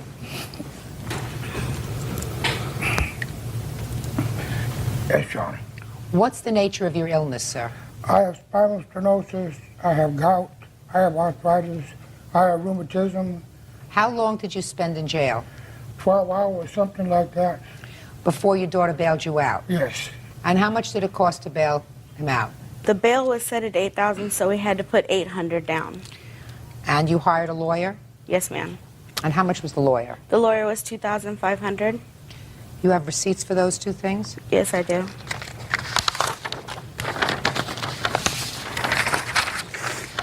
Here's the bail receipt. And this is the attorney receipts. He sent the receipts on the letters. He sent letters showing me the balance and the balance due. What was the ultimate sentence, Mr. Pacheco? They charged me a $300 fine. You can sit down. Are you uncomfortable standing? Yes, sir. Okay, have a seat. Now, Mr. Pacheco, can you tell me about the conversation you had with your brother with regard to this money? Yeah, at the time when the police they came into the house and they wanted to know where my brother's stuff was. I showed him in the corner because that was my father and my brother's agreement that his stuff was to stay in the corner. That way, if in case anything was to happen, because he told my dad about the search clause, that his stuff was in the corner and nowhere else in the house. He wasn't home at the time. Who wasn't home at the time? Your brother? Yeah, right, correct. My two young sisters were there at the time and very upset that my father had been taken to jail. Me and my brother here walked my sisters to McDonald's to get them something to eat. On the way to McDonald's, we met up with my brother who was coming home. At that time, I told him that our father had been arrested, and he felt bad about it. And he told me, well, all I have right now is $100. Do you know how much the bail is? I said, the officers didn't tell me what the bail was set at or anything. He called up and he found out that the bail was set at $8,000, and he asked me if I had any money. I did have money. I was reluctant to loan him the money because he had just gotten out of jail and I knew he didn't have any funds at the time. I did at that time tell him I would loan him the money, and he told me he would pay me back because he felt bad that he had put his father in that situation. But he did say, I'll pay you back. Yes, he did, and he also said that he would pay back any fines, and also if there was any lawyer or attorney fees, he would pay that. And did he say that to you? Yes. My brother, David, was there at that time when we had the conversation. Okay, I'll hear you. Well, what had happened was, I was in, I had just been recently incarcerated. I got out, I spoke to my father, I'd explained to him, I didn't explain to him about the search closet first. I explained to him that I had nowhere to go, I didn't have nothing to do, I needed to stay at his place for a while. Moved my stuff in, like she said. I had one particular area, and at that time I told him, that's when he told me to put it in one area, because I told him about the search clause. This was after you moved in? This was, yeah, right after I moved in. And he said, okay, well, rather than just putting me out, he says, well, leave all your stuff here. If anything happens, your probation officer wants to come, this is your area, they can search your stuff. He knew I wasn't doing drugs or nothing. I knew what he did, but he did it in his own room because he was sick, and a long time his doctor told him, you know, that if it helps him, go ahead and smoke it, but he couldn't, you know, prescribe it due to, you know, fear of being incarcerated himself, the doctor. So then when the police came in, I wasn't there. They came in, to my understanding, they didn't even search any of my stuff. They just smelled marijuana in the house. They went to his room with unannounced, and then they seen him smoking the marijuana, so they took him to jail. My sister, I was coming back home. My sister told me, Pop's in jail, what happened? Your probation officer come, they searched. So I was real worried about it. I was like, well, how much is going to get out? We'll find out. So we found out his bail. I had $100 in my pocket. I was thinking, where can I get the money? And Gloria says, oh, I got the $700. So I said, well, you do? I said, okay, well, let's go bail him out. And as far as all the payments of the lawyers and the court costs and all that, I never agreed to pay none of that. I thought about it, so, well, he got 8 kids, everybody, I didn't put him in there smoking the weed, I didn't have him in there smoking because they came search for me. They didn't find nothing on me. They didn't find nothing in my area. Other than the fact that you agreed to pay her back, you would have no legal obligation to pay for your father, even though the probation officer was there looking for you. And but for the fact that you were living in your father's house, your father, in all probability, would not have been arrested, at least on that day. Yes. That doesn't make you legally responsible unless you agreed to pay her back. I didn't agree to pay no lawyer fees or... Step up. Tell me your name. David Pacheco. You were with your sister when you found your brother? Yes. Tell me about the conversation as you remember it. My sister, when we approached my brother, like she said, she explained to my brother, about how the police came and how they took him to jail and stuff like that. And he couldn't stress enough how bad he felt of, it was his fault that my father had ended up in jail that day. He said it more than once that, I will pay you back anything, whatever fines come up, anything, I will pay you back as soon as I can. When did you decide, sir, that since there were 8 children, it should be spread around? When I couldn't pay the bill, when I couldn't pay nothing, and I didn't agree to pay I just want to know, you didn't say to your sister at the time, well, there are 8 children, so we'll spread this around. No, I didn't, because at the time I was just worried about getting my father out of jail. Right. As far as the bail, I may be responsible for the bail because if he was incarcerated because of me, but that don't make me got to pay. Why I got to pay the plant fees? He got his plants took, his weed took, his put it in jail. I didn't put him there. I didn't tell him to smoke no weed. I know it helps him, but I didn't know they was coming to raid him. Mr. Pacheco, I don't think you listened to what I said before. I said, if it weren't for the fact that I believe that you told your sister at the time that you would pay her back this money, you would not have a legal obligation to do it because it's not your fault that your father was smoking marijuana, even as he claims, for medicinal purposes. But I can imagine how badly you felt at that moment when you found out that your father had been taken to jail. Yes, of course. That you felt terrible, and you said, let's do whatever we can to get him out, and I'll take care of the bills, but I don't have the money now. I mean, that sounds logical to me. Well, later on, perhaps, we didn't even discussed anything about the lawyer fees or anything till after that day anyway.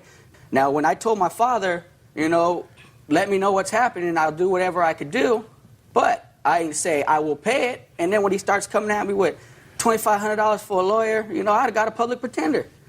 Public pretender. I never heard them referred to as a public pretender. I've seen some of them work. Some of them are pretenders. That's what I say too.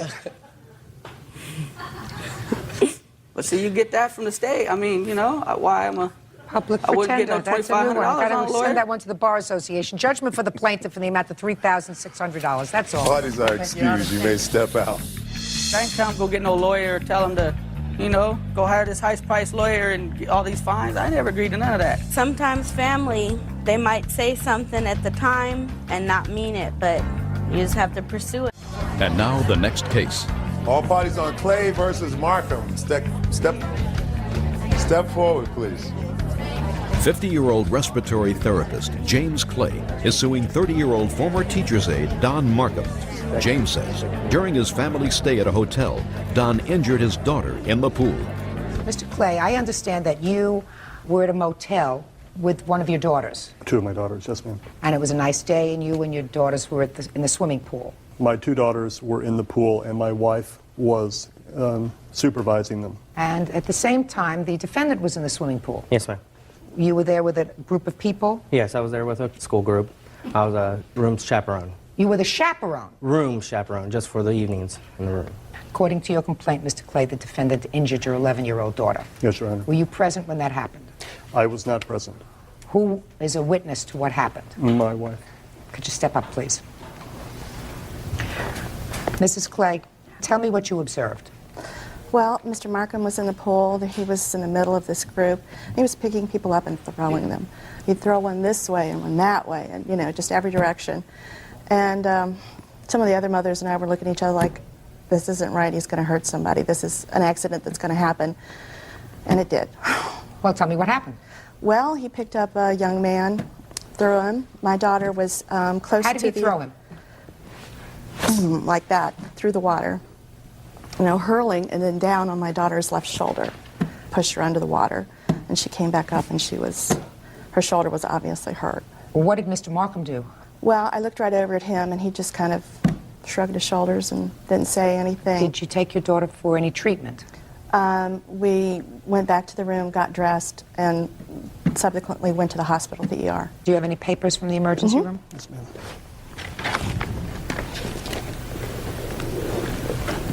Thank you.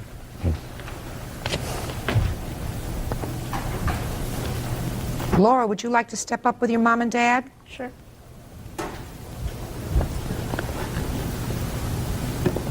Tell me what happened when this person fell on you.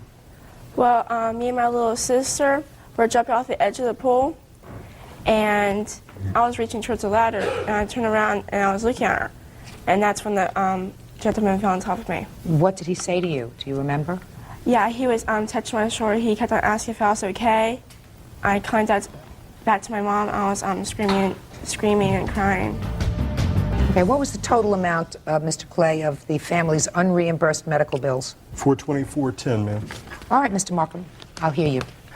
Well, I was at the pool, and with what she said, I wasn't throwing people here and there. It was only the second time I had thrown the boy, and I saw where he had landed before, so I went under the water so he could get his foot here and a foot on his shoulder. So when I came up out of the water, after he tapped me, he went back. Well, I didn't know he had landed on the girl until I had turned around.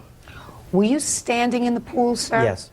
Didn't you think that maybe if you threw him over your shoulder, he could have landed on his head in the pool if your feet touched the bottom of the pool? Well, the water was up to here. I was Right, but you're throwing somebody up. You're thrusting them up, which means they can go over on their head.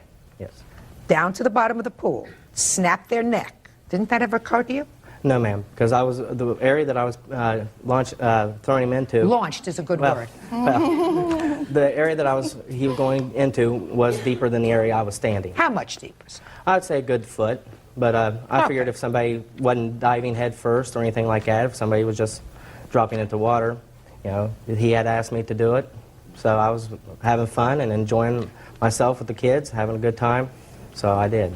Well, that was pretty stupid, wasn't it? Looking back at it now, yes, but. Well, why didn't you follow through with these people with regard to seeing whether she was injured? Well, after the boy had landed on her and I saw that she was injured, I did go over to her, asked her if she needed help. I told her, you know, I'm sorry about this happening. And I stood there. I was going to help her up out of the pool, and she told me, no, no, don't touch me, don't touch me. So I backed up out of the pool and just kept an eye on her until her mother came over to her. And then I watched them go out of the pool. And that was the last time I heard anything until, you know, the girl from the front desk came over to me to get my name and address to fill out the accident report. And then I didn't hear from him again until September 15th is when I got a certified letter from him. He gave me 4 days to actually get a hold of him, and he was asking for $914 at the time. He gave me 4 days to reply to him, or he said he was going to sue me in the letter. And I sent him out this copy of this letter, asking for certain information just so I can see and what and all has been done and what and all I needed to verify what was going on. Let me see the envelope, please. This one. This is the envelope for the first time.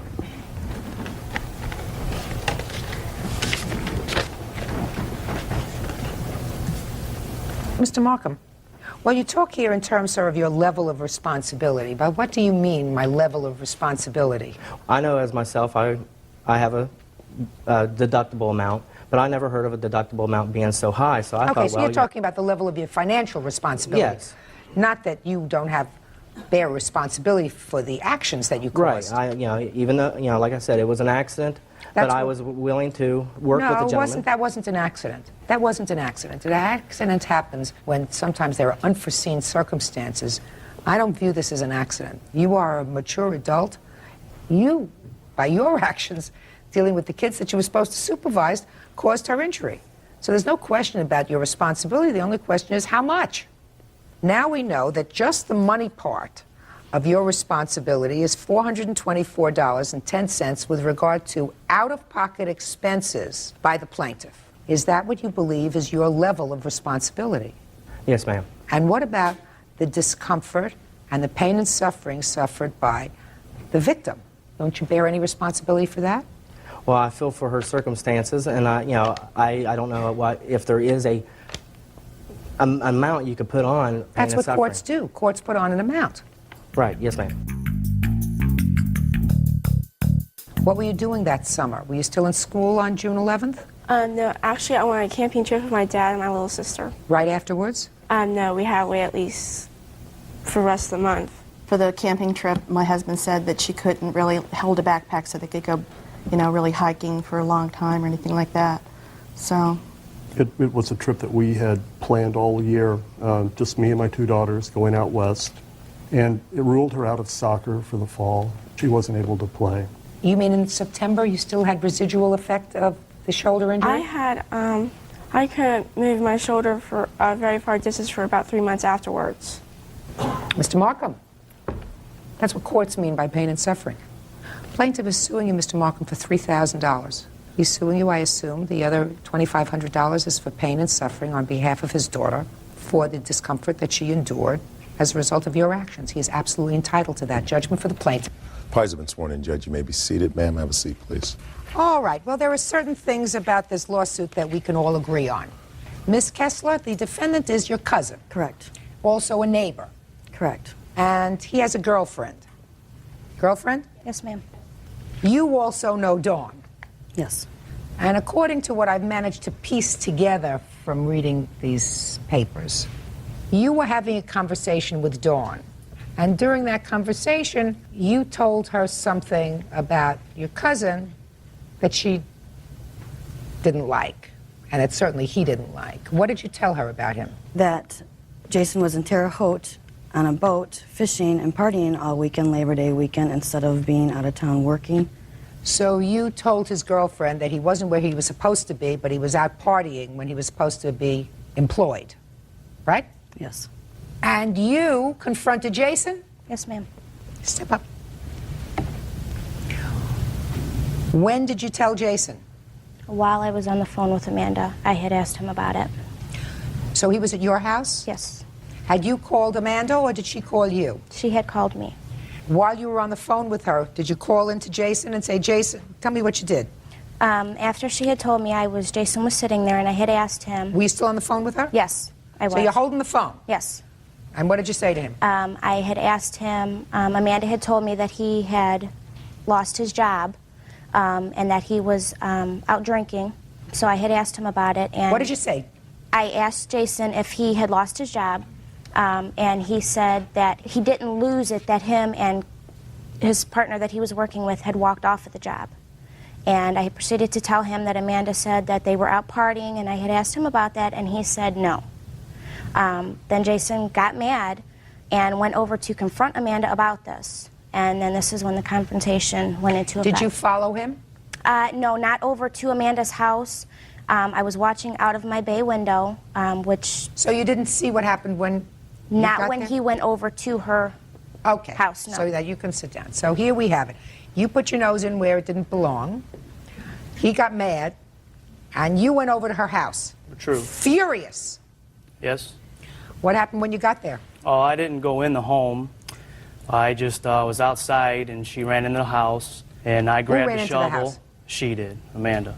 I grabbed the shovel, and I proceeded to go up to her van, and I destroyed the taillight. I hit the taillight, and I paid for a new one, got the receipt, and gave it to her.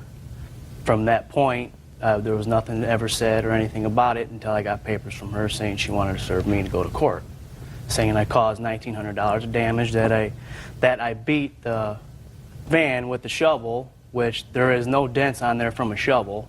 It's all hail damage that were already existingly on the vehicle when they bought it. Why did you pick up a shovel, Mr. Napier? Well, I was frustrated, and I was tired of her interfering in my life and starting trouble with my family when she ruined her own life with her family.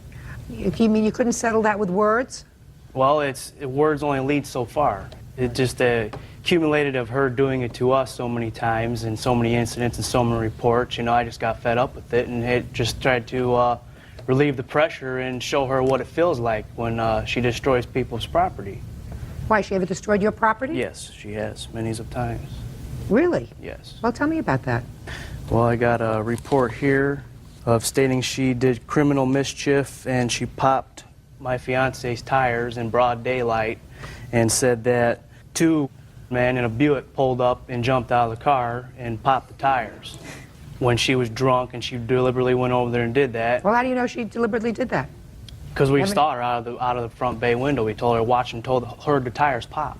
You know, and tires make a loud noise when you stab a knife through them. Now, your defense is that, yes, you did cause damage to the car. Yes, and I knew I was at fault, and I paid for it, and I told her that I was sorry for that, you know, and I knew I did wrong, and I got papers reported to me that I needed to go to court. All right, Ms. Kessler, you tell me what happened. He comes to your house, and you run inside. Okay, let's back up a little bit, Your Honor. When I was on the phone with Dawn, she advised me to call 911, that Jason was in a very big rage, so I did so quickly, ran to my master bedroom closet while he was in my house screaming that he's going to burn my house down, beat me up. I then heard the door shut, and I was on the phone with the dispatcher at the time, and I watched Jason pick up a shovel from my storm door and just rage from my hood all the way back. And there's scars, and there are dents. There's scars on my windows, on my hood, all the way down where it needs to be repainted. I have a very nice looking van, and I was so frustrated and confused. The police said that they would take care of it, talk to him. He said he'd pay for the damages. So I left it at that. Well, nothing was getting done, and I saw that there was more damage, got the estimate, and wow, almost $2,000 worth of repairs.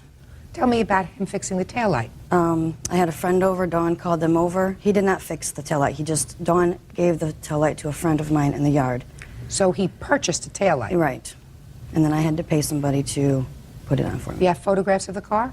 No, I do not. Why not? Well, I did. I forgot to bring them. How am I supposed to assess the damage? Well, I have two estimates here that have full explanatory of what happened. I have a police report here that has Well, let me see the reports that you have. We do have pictures, Your Honor. You have pictures? Yes. She wants the police report. And I want the police report and the estimates, and I will take a look at the defendant's photographs, please.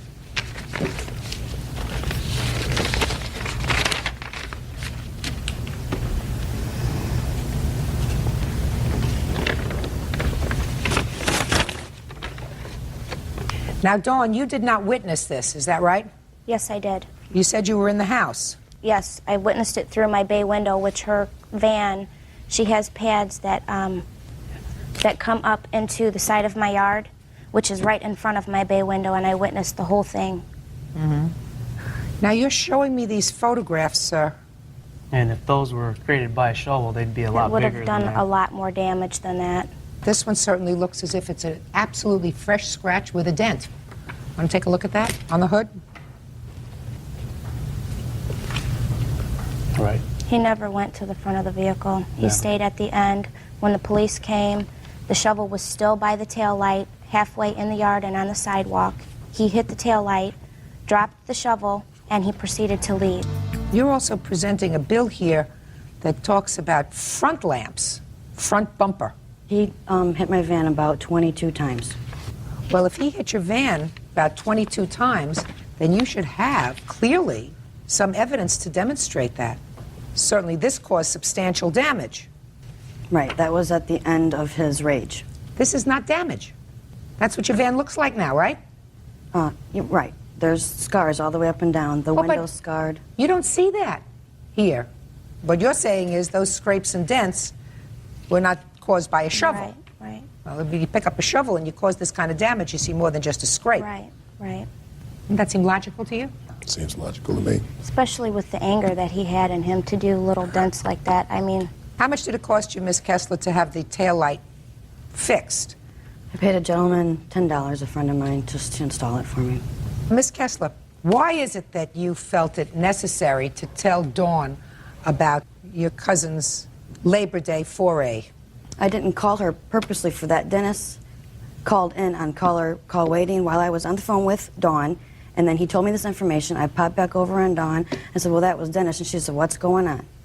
And I gave her just facts, that Jason was in Terre Haute on the boat instead of at work. You see, Miss Kessler, what happens is when you stick your nose in somebody else's business, something's going to happen. I mean, what did you think? Jason was going to thank you for outing him with his girlfriend? Did you think he was going to be happy about that? That he's out fooling around on a weekend when he's supposed to be working? In any event, I think you better settle your differences, because if you're not only cousins but neighbors, this kind of stuff is absolutely ridiculous. You say it cost you an additional $10 to have it installed? Correct. That's the judgment. Judgment for the plaintiff for the amount of $10. That's all. Parties are excused. You may step out. It was wrong for her to call over there and start stuff with my fiance and try to get me into a predicament that shouldn't have been escalated into. I would like to move on with life. And now the next case. All parties on York versus Morash. Step forward, please. 64-year-old retired postal worker Beverly York is suing her son, 39-year-old mover Leonard Morash, for a loan to pay outstanding court fines. Leonard says his mother told him he didn't have to pay it back. According to your complaint, your son was incarcerated. What were you in jail for, sir? Felon in possession of a firearm, ma'am. And he had served his time on that charge, but it appeared that he had some outstanding parking tickets or outstanding driving tickets. Is that right, sir? Outstanding fines, Your Honor. What kind of fines? For a little criminal activity of possession of cocaine, possession of marijuana. And what were the fines for? Court fees? Yes, ma'am.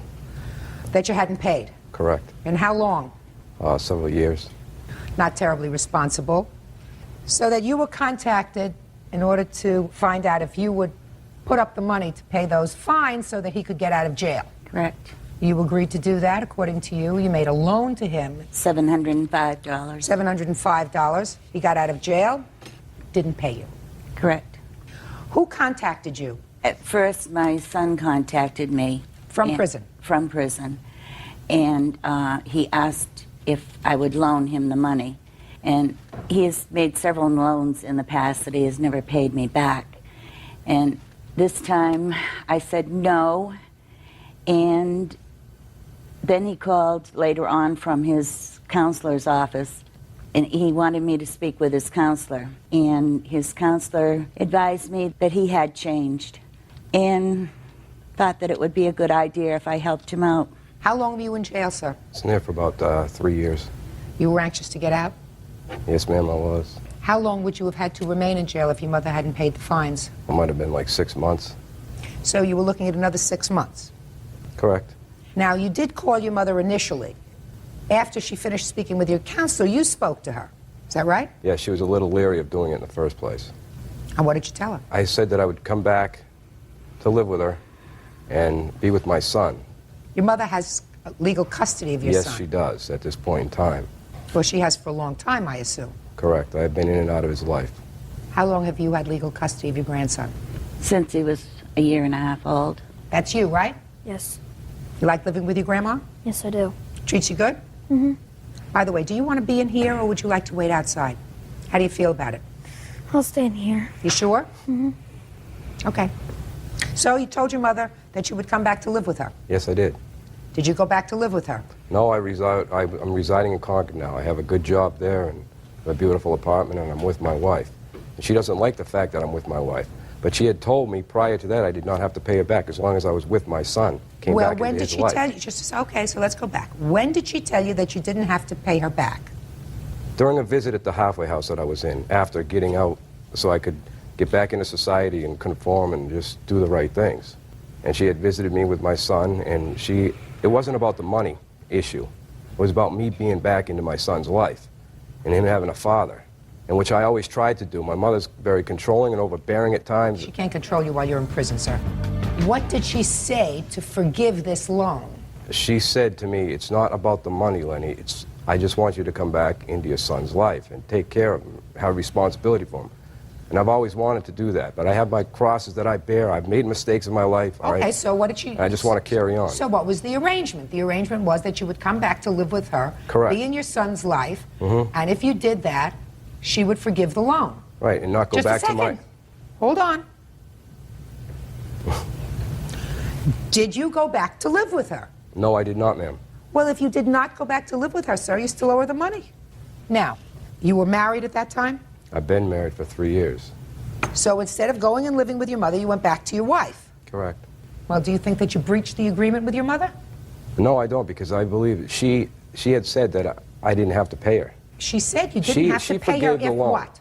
If what? If I went back into her life, in No, my you son's told me if life. you went back to live with her. Right. With your son. With my son, correct. Okay, but you didn't do that. No, I did not. So you didn't fulfill your part of the agreement which forgave the loan. Are you following me? Yes, I am. Well, I mean, because you had a choice. Your choice was that either... I went back to live with my wife, correct. Right. And then she started haunting me on the phone and calling me all sorts of names on the phone with my son on the phone. My son's screaming and crying, and she's back in the background calling me all sorts of, insidious, crazy names. And I love her. She's my mother, but I can't put up with her sometimes. Mr. Marash, Yes, ma'am. you were in prison for 3 years, so during the 3 years that you were in prison, you were, I assume, not contributing to the financial support of your son. Is that right? Correct. Now that you have a good job, how much money have you been sending to your mother to contribute to your son's support? I haven't. Why not? She hasn't asked for any. If she would let me into my son's life, Just a minute. this is my flesh and blood. I thought blood was thicker than water. Now it's Why don't you see if this young man wants to step outside while we finish this discussion? Okay. Okay? Sure. Look at my son here for a second. Sure.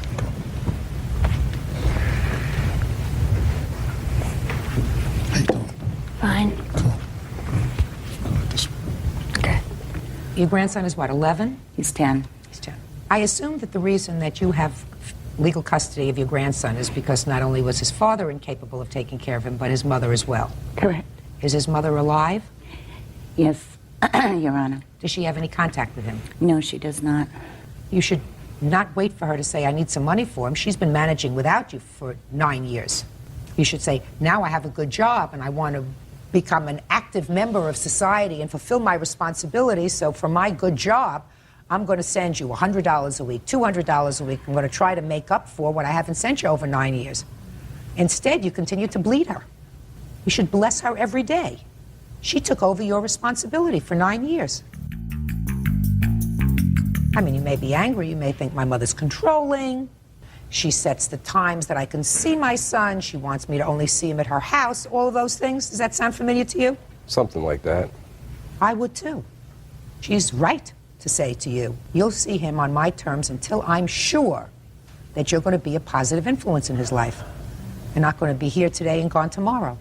Yeah, but I also understand that a father should be in his son's life irregardless of mistakes or, things. It's the way it should be. Well, who I have a lot, said that? I Where have is a that lot written? to offer him. What do you have to offer him? Friendship, love. companion, being his father. Fathering a child takes a second. That doesn't make you a parent. She's his parent. Mother and father. You weren't there when he had the measles, the mumps, the chicken pox if he had, when he had strep throat, when he had an upset stomach, when he had to do his homework, when he had problems with a classmate, when somebody made him feel badly in school because his father was in jail. You weren't there. She was. You have to prove yourself to not only your son, but to your mother as well. And you're going to start proving yourself by paying her what you owe her. Judgment for the plaintiff in the amount of $705. That's all. Thank you, Parties Your are Honor. excused on the calendar in the matter of Wilson versus Pierce. Parties have been sworn in, Judge. You may be seated. Folks, have seats, please. Miss Wilson, according to what I've read, you knew the defendant through a niece of yours. Yes. The defendant had 2 children, and she found herself pregnant. Yes. And had very little money. So far correct? No, ma'am. Had a lot of responsibility. Yes, ma'am. But it was financial responsibility. And a decision was made between the 2 of you that you would take the baby, right? Yes, yes. According to you, you kept the baby for 2 years. Yes. Little girl? Yes. Raised her in your home. Yes. With the expectation that you were going to be keeping her. Yes. And then you had to register her for daycare. You notified the state that her survivor's benefits, because her father was deceased, Yes, her father's deceased. should be transferred to you. Yes. And that when Miss Pierce found out that you had done that, she came and took the baby back. Yes. And you want to be compensated for the 2 years that you supported this child. That's what your lawsuit is about. Yes. Right? It is correct, Judge Judy. Miss Pierce, according to you, nothing could be farther from the truth. Miss Wilson did not raise this child. The child lived with you always. Yes, ma'am. Okay. Miss Wilson, during what stage of the pregnancy did you make arrangements with Miss Pierce to take the baby? At delivery. At delivery? At delivery. Were you in the hospital when the baby was born? Yes, I was. Do you have any other children? Yes, I have 6 other kids. Are they all grown? No. How old are they? Starting from 4 to 14. Could you tell me why you chose to take on this additional responsibility? Because I love kids, and the 6 that I have, it's not biological mine, and they're not biologically yours. No, not biologically. Are they adopted children? No, just some kids are keeping until their parents can get on their feet and they come and pick them up. Do you work? Yes, I work for the Wake County Public Schools. Who takes care of these children when you're working? Daycare. Do you get any assistance from the state for them? No, because I don't have legal custody of them. And how long has the 14-year-old been with you? Oh, she was 6 weeks old. Is that you? Step up That's here. my daughter, Tabitha. Tell me your first name. Tabitha. Tabitha. Do you see your biological parents? You do? Every other week. Do you go to their house? Mm-hmm. You stay with them for a weekend? Yes, sometimes. But you've been living with Miss Wilson since you're a baby. Mm-hmm. She take good care of you? Mm-hmm. How do you do in school? Good. Do you help take care of the younger ones? Mm-hmm. I love them to death. I love little children. Do you know Miss Pierce's baby? Yes, ma'am. What's her name? Diamond. Do you remember when Diamond came to live with you? Yes, ma'am. Tell me about that. She had called us to come to the doctor because she was about to deliver Diamond. So I went with my mom, woke me up, we got dressed, and we went to the hospital. Francis told the doctors to hand her over to my mom when she came out, and my mom walked around and held her, and she smiled at me and my mom. And then that's when they put her in a little bed, and then we all went home. Then 2 weeks later, she called for us to come and get Diamond. Did Diamond live in your house all the time? Mm-hmm. Have a seat. You got no support from this child at all during the time she was with you? No, I didn't. Not at all. And tell me what happened after 2 years, Miss Wilson. I told Francie that I need to put Diamond into... This is Francie. This is Francis. I need to put Diamond in daycare, and I needed $90 to do so. And, well, that didn't work. So I went down to Social Security, and filed for Diamond's SSI to come to where Diamond lived, which is my address. I had that done, and then I went back home. In about 2 hours, I called Frances and told her what I had done, and if she rejected, I wouldn't get it, but if she didn't, I would get it for Diamond. And she said, no, you can't, because this is what I need over here. But I said, well, Diamond don't live over there. Diamond lives here. So I'd say an hour, 2 hours, the Raleigh police come to pick her up. That was April the 28th this year, 2000. And I haven't seen her since then, but I want to see my baby. That's my daughter. I mean, she had her, and I love this baby. I want to see the baby. I want to see her. Miss Wilson, what do you do for the school system? I'm a teacher's assistant. You don't have any court papers for any of your children that are living with you? No court papers, no legal documents. No guardianship papers? No. Tell me why, Miss Wilson. You are not an unintelligent woman. You know that if you have children living with you, for instance, if they need to go to the doctor, and you have to sign a consent form for the doctor to take care of them, who signs that form? I do. I signed the form. But you don't have the legal right to sign the form unless you have these papers for your kids. Certainly, this young lady has been with you for all of her life. You are her mother in every real sense of the word. But you should have some papers for her. There are ways that you can get assistance for these children to make your life a little more comfortable. Judge Judy, the 5 kids, well, the 6 that I have, their mom, they cooperate with me. And when we correspond together, they sign papers, they give me money for them. And that's one reason why, because I didn't want to sign the legal papers for them, because they cooperate. We would talk, and we just got along great. But when it comes down to Miss Frances, we just couldn't communicate. And I love my daughter. That's my daughter. Well, Miss Wilson, if she did live with you for that 2-year period, and she did not live with her mother, and if you want to fight for custody of her, I believe that you have the right to do that. I can't tell you what the outcome of that case would be, Miss Wilson, but there are certain rules with regard to parenting. You cannot leave your child with someone else for 2 years and just decide to take her back. The court, however, Miss Wilson, will look into your current situation with the other children that you have in your house, and they're going to scratch their heads like I am and say, listen, either this woman should be nominated for sainthood or there's something wrong with her.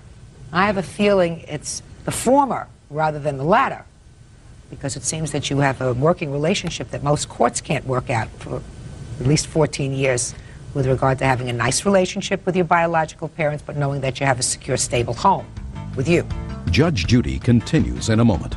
At the time, Diamond's father was going through some problems himself. He was dealing with drugs, staying in and out of prison. I have a sense that you are struggling with these 3 kids. I am. Real cases, real people. Judge Judy.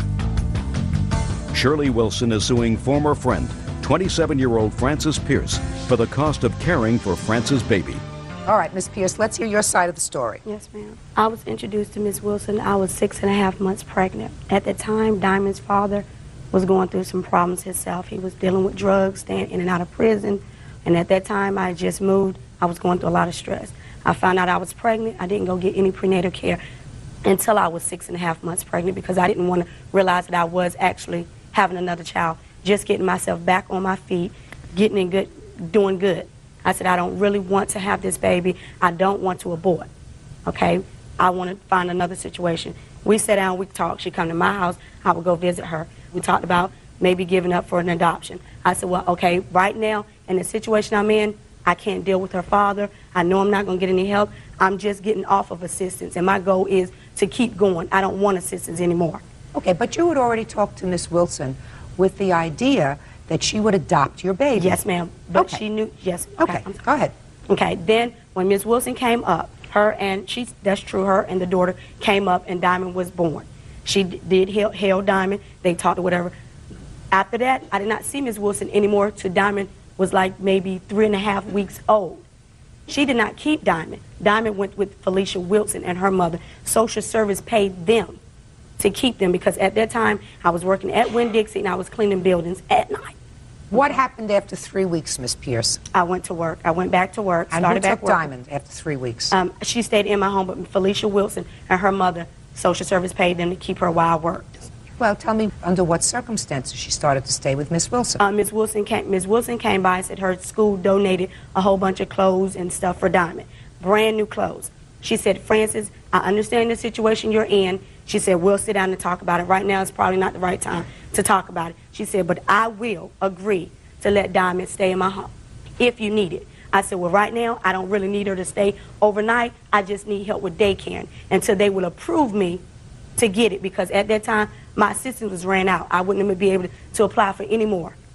When Diamond got 9 months old, she said, I'm attached to her, and I cannot let her go. If we want to do it another way, we can do it. If you don't want to do it the legal way. And I told her I wouldn't do it the legal way because I felt guilty with myself. I can't give her up like that because she got sisters and brothers, and it will break their heart. When she leaves to go over there for the weekend or during the day, they run to her. They want to go with Shirley. Shirley has taken them with her, and she has babysitted my other 2 kids while I work, and I work down the street from her apartment, cleaning. She would come and get my kids. When I get off work, I would go back up the street to get them. I wouldn't apply for child care. They approved me child care for all of my kids under the agreement if I went back and got some trade in school. I did. Went to CET and graduated in medical billing. Where was Diamond living from the time she was 9 months old? Off and on between both of our houses during the weekend.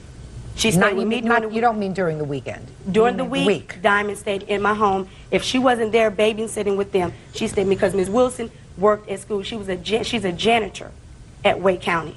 She worked, so how could she keep her in her home when the other kids are in school? Okay. You have things that you want to show me? Yes, I have. When I first put Diamond in daycare, I have the daycare papers each day coming home telling me about. I also have Diamond's birth certificate. I have Diamond from birth to 2 years old in pictures. Let me see. Judge Judy, the papers she has is the papers when a kid come home from school, it's in the bag. They would say, we need Pampers, Well, we need I wipes. understand exactly what it is. I Okay. have grandchildren. And I have go the to same daycare. papers she has. Well, let me see them. I have an application for when I went. No, show me the bag. No, I don't. It's a bag. It's a book. You know, your bag. I understand that. Show me the stuff that came out of the bag that says you picked her up from daycare. I don't have. She ran on a van. She rode on a van. Transportation was provided for Diamond in her cubby bag. Everything wherever they say her daily. She did this today. She ate this today. We need Pampers. We need wipes. Yeah, I know that. Please send. No one had to sign for that. That was just a daily routine for them. I understand that, but she has it in her possession. Because when she would call and tell Mr. Mills, I'm coming to pick Diamond up, he would give her the whole bag with the Pampers and everything. So in it. she came to pick the child. Yeah, in the evening, yes. She came to pick the child up in the evening. Yes, ma'am. After she would call me. Just a second. If she was picking her up in the evening, that suggests to me that she slept at her house. Sometimes, yes, ma'am. Okay. Judge Judy continues in a moment. She went back and had Child Protective Service put on me, Social Security. They cut my daughter's benefit. I could not afford to pay her daycare. They was not only just helping her go to daycare, they was helping my other 2 kids. Real cases, real people. Judge Judy. Shirley Wilson claims 27-year-old mother, Frances Pierce, owes her for 2 years of child care. So she slept at her house, according to these papers, at least half the time. No, ma'am. You know, according to these papers, if she were picking her up in the evening. Judge Judy, can I explain something? Yeah. The way that it works in Raleigh, if I'm at work, I have to sign a statement stating who's authorized to release my kids off the van, which at that time was Mr. Napoleon Mills, was my fiancé. He's not your fiancé anymore? No, ma'am. He, at that time, had to work himself. So she would call me and say, Francis, I'm going to come by. I will call Napoleon. Shirley's coming by. Just give her the bag. Everything is in the bag. Okay, Miss Pierce, right now we have the following problem.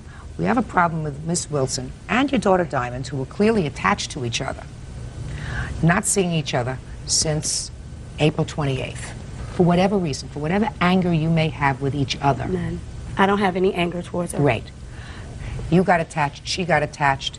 There was a time in the beginning that you were going to let her adopt this child. Yes, ma'am. She, even for a short period of time, was laboring under that assumption until you felt as if you couldn't do it legally, according to you, but you would do it in spirit because she could come and take her whenever she wanted to, and she could be as an involved parent as she wished. So she was really doing a good thing because you were at a stress time. But right now your daughter has an attachment to her, and it's not the right thing for her not to see her. It's not the right thing. I understand that. It was just the fact that I didn't like the procedures. After I told her no, she went back and had Child Protective Service put on me, Social Security. They cut my daughter's benefit. I could not afford to pay her daycare. If she didn't go, they was not only just helping her go to daycare, they was helping my other 2 kids. When they take one out, that means the other 2 come out. That means I have to stop working. I got to depend on other people. I explained that to her. I had to go to legal aid, get lawyers and things. Okay. I mean, I understand what she's doing. I have no problem with her seeing Diamond. Diamond loves her to death, but I just did not like the fact that she did not ask me for $90. I paid $191. So giving her $90 ain't no big thing to me. But why should I give it to her when she worked the same time I do? You have no problem with Diamond spending some time with Miss Wilson as During she the day, had. not overnight. Okay? Okay, that's fine. Great. All right. Love that. Now, are you going to be able to work out informally Diamond spending, say, the weekends at Miss Wilson's house? The weekends. Her biological grandmother has her for the weekends, on the weekends, because they don't have no bond since her father's been dead. So you mean just recently she's been spending time with her biological grandmother? Yes, ma'am, she has. Judge, she don't know her biological grandmama. That's why 'cause I she's spending haven't. time with her grandmother. Because her father and his mother never got along. She's going through a thing herself. She's not going to live too long. And I feel my commitment to not her is able to to let take her care of- release bond with her biological. I don't have a problem with her seeing her. She knows she knows her biological grandmother. She took her down to her biological grandmother's house to visit her. Miss Pierce, I have a sense that you are struggling, doing well, but struggling with these 3 kids. I am. Because I am. if Diamond's biological grandmother didn't bond with her because she didn't see her for 2 years, and now Diamond is not with Miss Wilson on the weekends, so you really needed somebody else to fill in. So you're getting, so the biological grandmother is a very good vehicle to fill in. That's not right for Diamond. No, that's not the way it was. That's not right for Diamond. Well, that's pretty much what you said. She said she hasn't bonded with She her hasn't, biological grandmother, so because of now her she's father, doing it. Because of her father. Well, how long is her father dead? He's been dead for 2 years. He's been dead for 2 years. Yes, ma'am. So for the last 2 years, she hasn't been seeing Diamond every Yes, weekend. No, she's been seeing Diamond off and on. Ms. Wilson I said set it up to her. off and on. Yes, ma'am. Not every weekend. No, ma'am. Judge Judy will continue in a moment. So you make arrangements with Miss Wilson. Do it. Because I have a sense that if she believes that Diamond is being well taken care of. I don't, Judge. Well, if you don't, then you have to do something, Miss Wilson. Okay. If you What should I don't, then do? I've told you what you have to do. Okay, I'll do that. If you think that this child is being do that. shifted around from place to place because Miss Pierce is really overwhelmed, you have a responsibility to this child. And your responsibility is to proceed for the first time, at least, in a legal, formal way. Okay. You have to do that. But as far as this case is concerned, you did not have a formal arrangement with her for support for Diamond. So you're going to be unsuccessful. She didn't have any money anyway. The problem is, if you're going to proceed in a legal fashion by going to court, there is going to be a battle. Maybe, maybe not.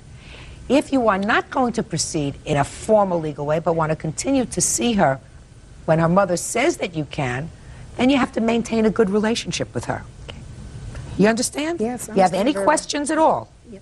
No, I don't. Do you have any questions? No, ma'am, I don't. Good. Good luck to you all. Nice to meet you. Thank you. Hatch. Parties have been sworn in, Judge. You may be seated.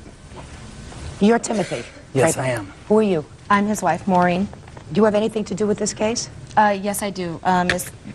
When we got married, it became just as much my problem because it's... Sit down for a minute. Thank you.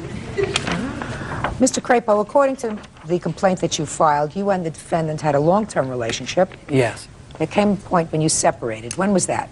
About a year and a half ago.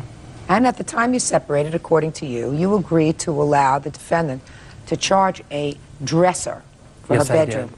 on your credit card. Yeah. She did charge a dresser and she paid that off. But then, according to your complaint, she went back and bought a whole bunch of other stuff that she has not paid for. Not a dime. Okay. When did she, according to you, purchase the items that she didn't pay for? I got 3 receipts here, $426.99 at 10:40. Valley Hatch went in and charged $141.13. 10:43, 3 minutes later, $997.45 was charged. Then, 11:20, probably before she even got home, she turned around and went back and charged $393.73. What's the total amount of the bill? Well, this comes out, when I first got the bill, it was 15 something. It was in 1 year, no interest paid. She kept telling me she was going to pay it off. Okay, just a second. The recent bill. So when you first were notified of these charges, yes, did you call her? I didn't know how to get a hold of her, so I went to her work. And what was the conversation? She told me that she was responsible for it, that she would pay it off, that, you know, everything would be taken care of. You said something about one of these 1 year interest-free stuff. Did Yeah. she tell you about that? Yes, she did, and she told me that she was giving the money to her grandpa to hold, and I asked her, well, why don't you just go pay the bill? She says, well, I'll spend the money that way. If he holds it, I will pay it off at the end of the year, the whole sum. So I kept getting these bills, you know, no interest. It was 15-something, 15-something. Now all of a sudden the year's up, and now I get a bill. My last bill was for, now that they added interest, $2,398.01. So what happened to Grandpa? Your Honor, I borrowed money from my grandfather earlier before the relationship had ended. I paid back the money that I owed my grandfather, and my mother and my grandmother was trying to get me into some kind of fund as far as putting a little bit away a week so that I would have some money left over for myself. I never said anything to the plaintiff about that. Well, sure you did. Ms. Hatch, of course you did. You want to know why I know that you did? Because how would he have known that you were giving money to your grandfather? Because, I'm sorry, Your Honor, when the relationship had ended, the plaintiff and I were still having phone conversations. We were still talking, and I was telling him about my situation with my grandfather. We were still on a personal level where we could talk to each other at the time. That is completely wrong, because I was talking to her before I got the bill. All of a sudden I got the bill, I went to her work. She told me that afterwards. I went to her a couple times about it, and so why don't you said pay she for your was gonna furniture? take care of it. Your Honor, through the 4.5 years of the relationship, we both established credit together. We worked. We shared mutual expenses. We bought roughly around $6,000 to $7,000 worth of furniture and stereo equipment. That is wrong. Just a second. And I don't understand what your defense is to this. My defense is we had an agreement that I could make these purchases on there. I left him. You mean an open-ended agreement that you? It was a verbal agreement, Your Honor. You mean that you could go and charge whatever you wanted to charge, and that he would pay the bill? That's what you're telling me? Yes, Your Honor. So then why, if you think that that was your agreement, why would he come to your place of employment to question you about it? Your Honor, every time he would try to come in, I was either getting verbally harassed or physically. That's not what I asked you, Miss Hatch. Don't try to think of an answer while making something else up. No. He came to your place of employment when he got this bill. Yes. And you had a conversation with him. And in that conversation, you told him that it was an interest-free loan for a year. Yes. Right? Yes, Your Honor. Okay. So he came to your place of employment and said, "What is this?" Which suggests to me that he was really surprised that in April you went and charged all this stuff. He knew. I about hit the floor when I got the bill. He was surprised. He knew that I was making those purchases. Just a second. In what month and year did you separate? April of 1999. So are you telling me the same month that you separated, you went and charged all these things? Your Honor, when I left with the clothes on my back. Whatever we had established together in the 4.5 years was left behind. I told we him didn't establish nothing together. Now, just a second. Now I want to find out about that, because I want to see whether there is a certain fairness and equity. How long did you live together? 4 years. She lived with me about 2 years with my mom, and then we moved out the last 2 years. The last 2 years, our relationship wasn't that good. She moved out a few times back. Just a second. And let me ask the questions and get the information that I need. All right. Okay. So you lived together for 2 years on your own. Yeah. What kind of work were you doing in 98 and 99? I'm a union carpenter. And how much did you declare that you earned in 1999? $48,000. And what kind of work were you doing? At the time, I was waitressing in different restaurants. So you weren't working all the time? I was working all the time. Yes, Your Honor, I was. And how much did you declare that you earned in 1999? Well, on my W-2s that they send to you and then tell you that how much you made for the year, on my W-2 forms, it only said that I had made not even $5,000. So the year before, did you file taxes? Yes, ma'am, I did. And how much did you earn in 1998? I believe it was $9,277. I work off the tips, Your Honor. In 1998, you remember that it was $9,277 in 1998. But in 1999, you think it was around $5,000. I believe so through my W-2s from... You said you believe so. It's just interesting that you remember the exact amount of your tax returns 2 years ago, but not last year. I just find that interesting. Don't you find that interesting? Very interesting. Well, yeah. Judge Judy continues in a moment. I think you did make these purchases. Then I think you went and got married and you said, hell with him, let him deal with it. May I say something, Your Honor? Sure. Make sure you don't get yourself into any deeper hole than you already are. And later today, It was late at night. I had crashed on the couch. Is that because you've been drinking? I had some to drink earlier that evening, yes. He was intoxicated. real cases, real people. Judge Judy. Timothy Crapo says ex-girlfriend Valley Hatch owes for unpaid charges for furniture. Valley says there was no agreement to pay back the money. Okay. What was the rent on the apartment where you lived? I paid all the rent and paid all the bills the last year and a half because she claimed that she couldn't pay her credit cards off of. So I said, don't pay me, I'll pay everything. You pay off your credit cards and then you can start helping me with bills. Well, towards the end of our relationship, I loaned her $1,000 to pay off her credit cards because she wasn't saying she wasn't getting them paid off. Just 1 second, let me ask another question. Miss Hatch. Yes. How do you get to work? How do I get to work? Through my automobile. What kind of car? I have a 94 Dodge Shadow. That you purchased yourself? Yes. Pay insurance on it? Yes. Pay gas? Yes. You pay repairs? Yes. You buy your own clothes? Yes. If you made $5,000 in 1999, you weren't contributing to a whole lot of furniture, stereo sets, couches, and everything else that it takes to set up an apartment, Miss Hatch. Do you understand what I'm saying to you? So it sounds to me as if the plaintiff, whatever furniture was purchased by him. Your Honor, I made tips.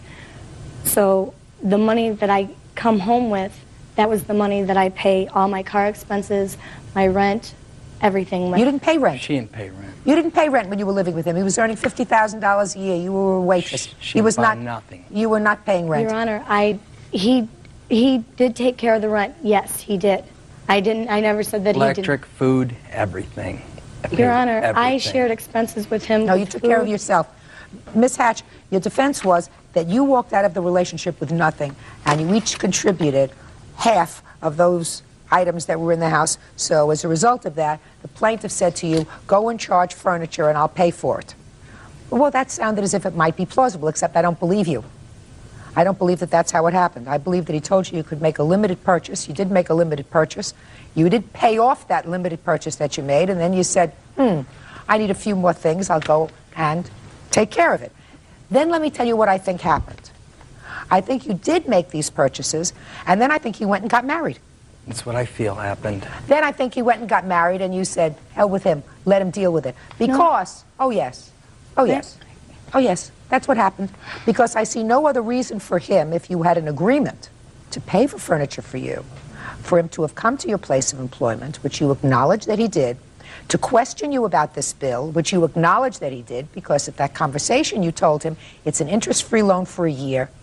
Don't worry about it. So you did clearly have that conversation with him.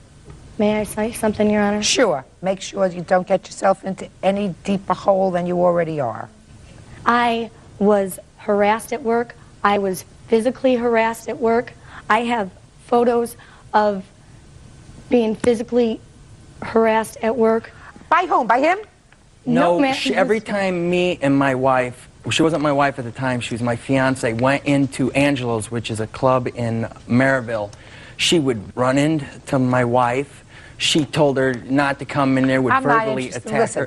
That's what she's talking about. She verbally attacked my wife. What it boiled down is she charged money. And she charged money. She charged money. She charged money. She intended to pay it. Maybe she intended to pay it. Yes. In any event, what is the total bill now with interest? $2,470.88. And that's exactly what you're suing for. And that's what I want. Judgment for the plaintiff. Thank you very much. Parties are excused. You may step out. Well, I just want to start all over again. Keep your guard up and don't give anybody anything, I guess. And now the next case. All parties on Bloom versus Frank. Step forward, please. 28-year-old student Michael Bloom is suing former roommate, 24-year-old homemaker Teresa Frank, for stealing money out of his day planner. Teresa is denying the charge. Mr. Bloom, it is your claim that the defendant stole $523. Want to explain to me what makes you think she took your money? On the date in question, the Sunday the 22nd, my planner turned up missing. The night before, I had received my VA check, cashed it with a friend of mine. We went to a banquet, and after the banquet, we stopped off at Carl Sr. I was counting my money. I had five $100 bills, a 10, 2 5s, and a couple 1s. After we left, I placed it all back in my planner.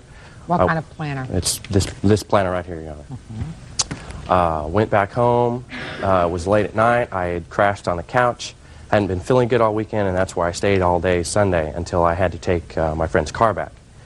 When I left, I had grabbed my backpack. I didn't see my planner anywhere. I automatically assumed it was in my backpack, and I left. I went to the store. When I went into my backpack to get the planner out, my planner wasn't there. So I assumed I just didn't grab it. I went back home to get it. Where I had thought I had left it, it was not. Judge Judy continues in a moment. I had found it, but there was no money in it. I said, "Where did you find it?" He said, "In my room." In your room? Yeah. I laughed. Real cases, real people. Judge Judy. Michael Bloom says former roommate Teresa Frank stole $523 from his day planner. Okay. Do you live with the defendant? We did, yes. Were you living with her last month? Yes. Was this a roommate of yours, your girlfriend? What was it? Just roommates, just friends. How long had she been living there? Over a year, Your Honor. So you have 2 different bedrooms? Correct. Okay. Go ahead. We searched the whole house, didn't find it. I looked in my room, I looked in the whole living room, the bathroom, everywhere where I thought I may have put it, and I couldn't find it. A little while later, she was outside with a friend of hers smoking a cigarette. Just instinctively, I checked her room. Maybe her son got a hold of my planner, and that... How old is her son? Almost 2 years old. Go ahead. So I instinctively checked her room, thinking maybe he got a hold of it. I had found it in a brown paper bag. There was some of his toys and some clothing in it, and there was everything else was in the planner, but there was no money in it. So what'd you do next? I said I had found it, and from there she was apologetic about it, said, offered to pay me the money back, and at that time I was very upset. I had to take my friend's car back to her. I said, "Don't worry about it, we'll take care of it when I get back," and I left the house. When did you return to the house? Later on that evening. What happened later on that evening? She brought up that she feels that she shouldn't have to pay the full amount that was in the planner because she didn't know that was in there. She offered to pay half, $250, and I went to bed after that. So what happened? The next morning I got up. Per the verbal agreement that we had the night before, I wrote up a simple statement saying she would pay me the $250 by the 30th, which was that Monday, which is what we had discussed the night before. She didn't want to sign it. Did she ever say that she took the money? No. Did she offer any explanation as to why the planner was in her room? Not that I recall, no. Okay. When you said you came home and crashed that evening, was that because you'd been drinking? I had some to drink earlier that evening, yes. And is that why you crashed on the couch? No, at the time my computer was on the coffee table in front of the couch. I was checking my email and watching some TV, and that's ended up where I crashed. All right, Ms. Frank, now I'll hear from you. He came in, he was intoxicated on Saturday night, the evening before the planner was missing. And we talked, he fell asleep. The next morning we got up, I went to the grocery store, and my girlfriend stayed there and watched my son. And when I came back, Mike was pulling in right behind me, and I asked him what he was doing back. He said it would be nice to have a license. So, was looking around. I asked while I was bringing the groceries in, "What are you looking for?" He said, "My planner." So me and my girlfriend were looking around the house, helping him look for his planner. We looked everywhere. prior to him going into my room, we had been in my room dumping out toy boxes because my son does get into, he has gotten his planner before and ripped everything out of it. So we were going through toy boxes, everything in my room as well as everywhere in the house. And we didn't find it. Well, I didn't know where else to look. I said, well, I'm going to go outside and smoke a cigarette. My girlfriend came with me. When we came back in the house, the planner was sitting on the couch. I said, well, isn't that your planner? He said, yes. I said, where did you find it? He said, in my room. In your room? Yeah. I laughed. Who was this girlfriend who was there with you? She's just a good friend of mine. When did she come to the house? She came there with me that day, and she was watching my son and her daughter while I went grocery shopping. She was there by herself. Did you ask her whether she took your money? Yes, I did. What'd she say? She said no. Could she have taken your money? It's highly possible, Your Honor. Anything's possible, I suppose. Judge Judy will continue in a moment. Okay, so let's talk about this for a minute. Had you gotten VA checks before? Yes, I have. Had you cashed them before? Yes, I have. Did you keep the money in the planner? Yes. Any money ever missing before? My planner has come up missing before. No.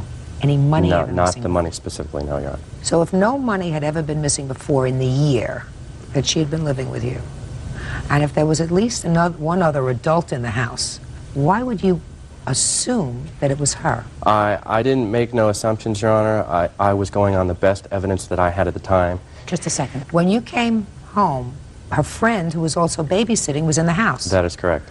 And was in the house for quite some time alone. Correct. So it is possible, Mr. Bloom, that, and I'm not attributing this to your friend, but it is possible that the friend found your planner, took the money, and put the planner in a bag in the room. Correct. So how can I find in good conscience, sir, by proof that is even a preponderance of the evidence that she stole it? How can I find that? I don't know, Your Honor. I don't know either. You just answered the question. Thank you very much. The case is dismissed. Parties are excused. You may step out. Judge. Case number 372 on the calendar in the matter of Shufflin versus Bailey. Parties have been sworn in, Judge. You may be seated. Sir, have a seat, please. Mr. Shufflin, it is your claim that the defendant, with whom you were involved romantically, had borrowed at some point $300 from you for some medical bills as a result of a car accident that she had had. You are no longer involved romantically. You claim that she made one payment to you. I believe you said the payment was $60. Is that right? Yes. And so she still owes you $240. Yes. She says no way. When did you start to date her? In about May. I'm not sure exact date, but in May. Of this year? Last year. And when did you make her this loan? As far as I can remember, it's about June. Of 99? It's 99, yes. And tell me the circumstances surrounding the loan. Okay. She must have told you that she needed money. Well, basically what happened is she kept telling me when we talked on the phone, her parents were bothering about the money for a doctor bill. What was the doctor bill for? A car accident before we even met. And what did you say to her when she told you that her parents were bothering her about this medical bill? I said I can loan her $300, but since I don't have the money to be able to give that to her, I'd have to be paid back. And what did she say? She said okay. When did you break up? Not exactly. Starting about January, February. Of this year? Yes, yes. And when did she make the first payment to you? First and only payment? A month later, about July. Did you ask her about the money the remainder of the time? August, September, October, November, December? No, I never asked her about it. How come? I just didn't think about it. I thought she'd pay me back like she paid $6 back. I thought she'd pay me back the rest. She told me that she would. She's always, even if we break up, she'd pay me back the full amount. Well, I understand that, but for all those months, she never made any further payment. Did you live together? No, we did not. You saw each other exclusively? Yes. Okay. Now I'll hear your version of the events. The hospital bill was not for a car accident. It was for a miscarriage, or as the hospital puts it, pregnancy complications. When? It was in June of 99. last year. You started to date the defendant in May of 99? Mm-hmm. When in May? I think like the 11th. Where did you meet? Him and his friends picked up on me at the mall. And when did you have your first date with him? Jeez, I don't know. He called me the next day. I guess we hung out like a week later. So that would have been, hanging out would have been, say, the 18th of May. Is that right? Yeah. When you said you hung out, was that a date? Yeah. Where did you go? I don't remember. We went to the movies. And do you recall how much after this first movie date that you had any intimate relationship with him? Only like 2 weeks. 2 weeks after that? Yeah. All right. 2 weeks after that would have brought you to the end of May. Mm-hmm. Correct? Now I'll see your paper.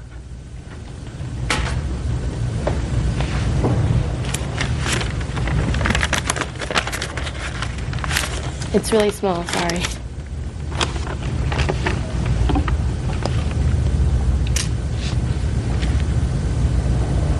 When did you go into the hospital? The 23rd of July. In your reply, you said this all started in June of '99 when I became pregnant by the plaintiff. I got pregnant in June, but I was in the hospital in July because I was about 4 weeks along. Mm-hmm. Tell me about this automobile accident that you had. The automobile accident was like 2 months before I met him, like a month before I met him, something like that. Right. Tell me about it.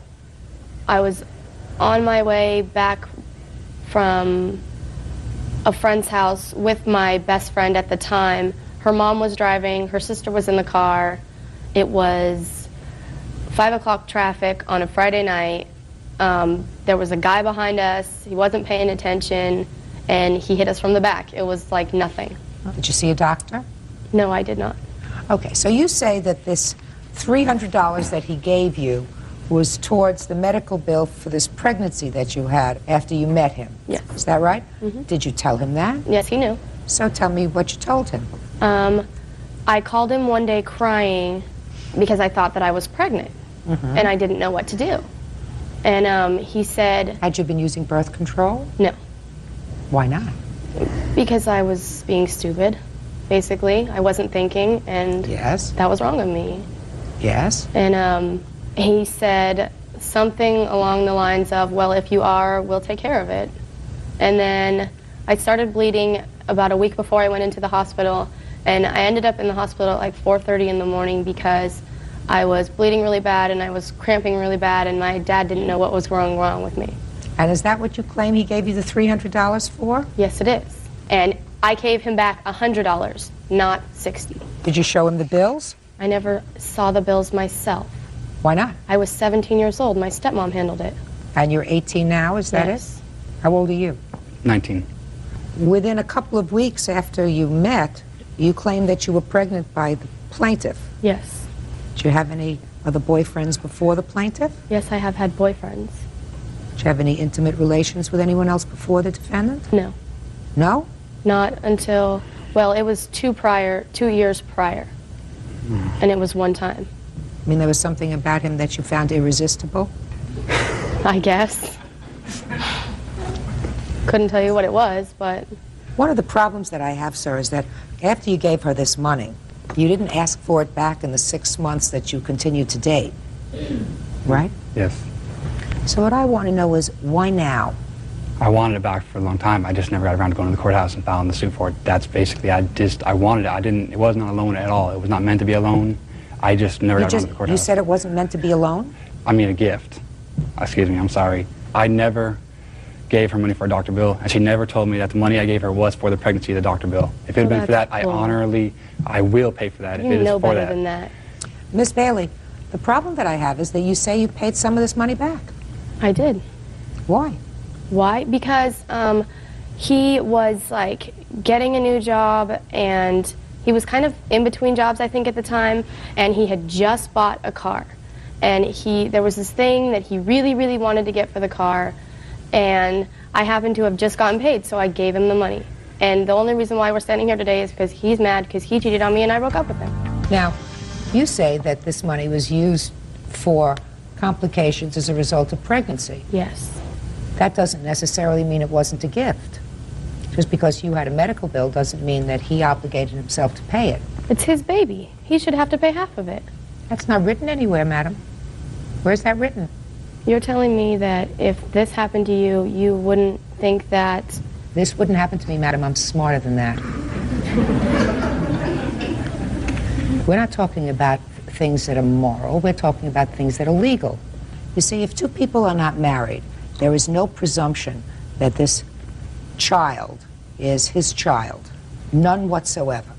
If two people are married and the wife becomes pregnant, They are jointly and severally responsible. That means both of them together and each of them individually are responsible. Know what it means? Are responsible for the hospital bill or any bills as a result of this pregnancy.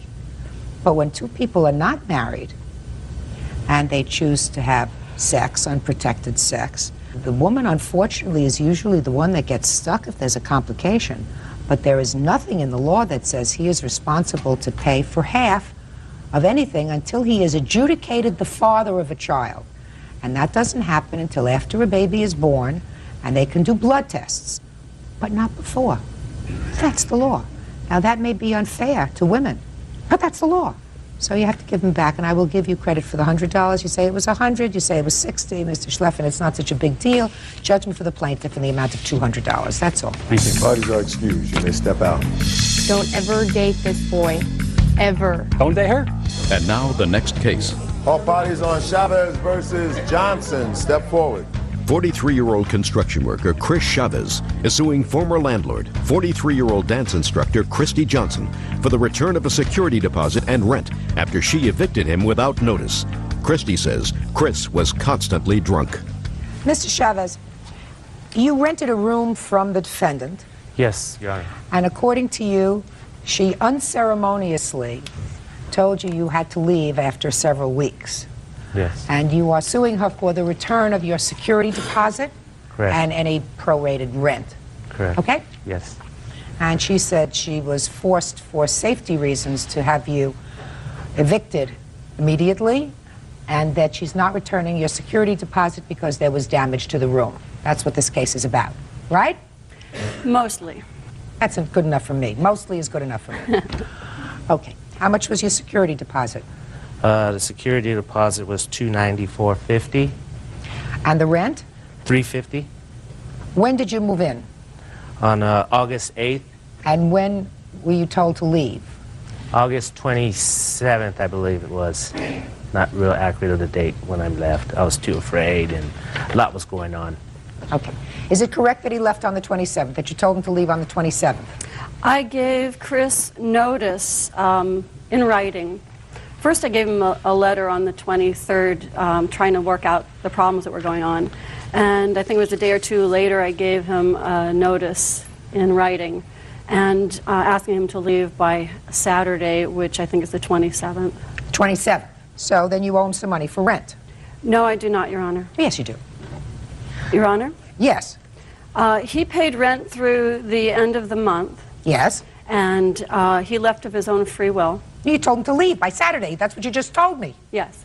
What do you mean? How could he leave of his own free will, madam, if you gave him a letter telling him that he had to be out by sundown on Saturday? That's not leaving of his own free will. Well, I didn't have to get anybody to kick him out. Are you for real? Yes. Yes, I am, Your Honor.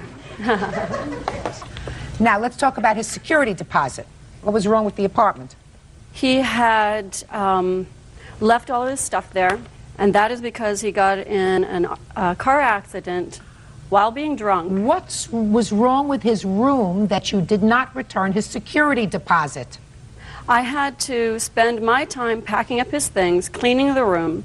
I had to paint the room. He started painting the room and didn't finish the job, so I had to buy paint and paint the room. Because you kicked him out? No, he did the job before he moved in, which was around the 9th or 10th. And we're talking 2 weeks later, Your Honor. And I'm asking for the rent to be deducted from the 1st of the month to the 23rd of the month of September, because he didn't give me a 30-day notice, and it cost me money to pay for the rent while he was not there.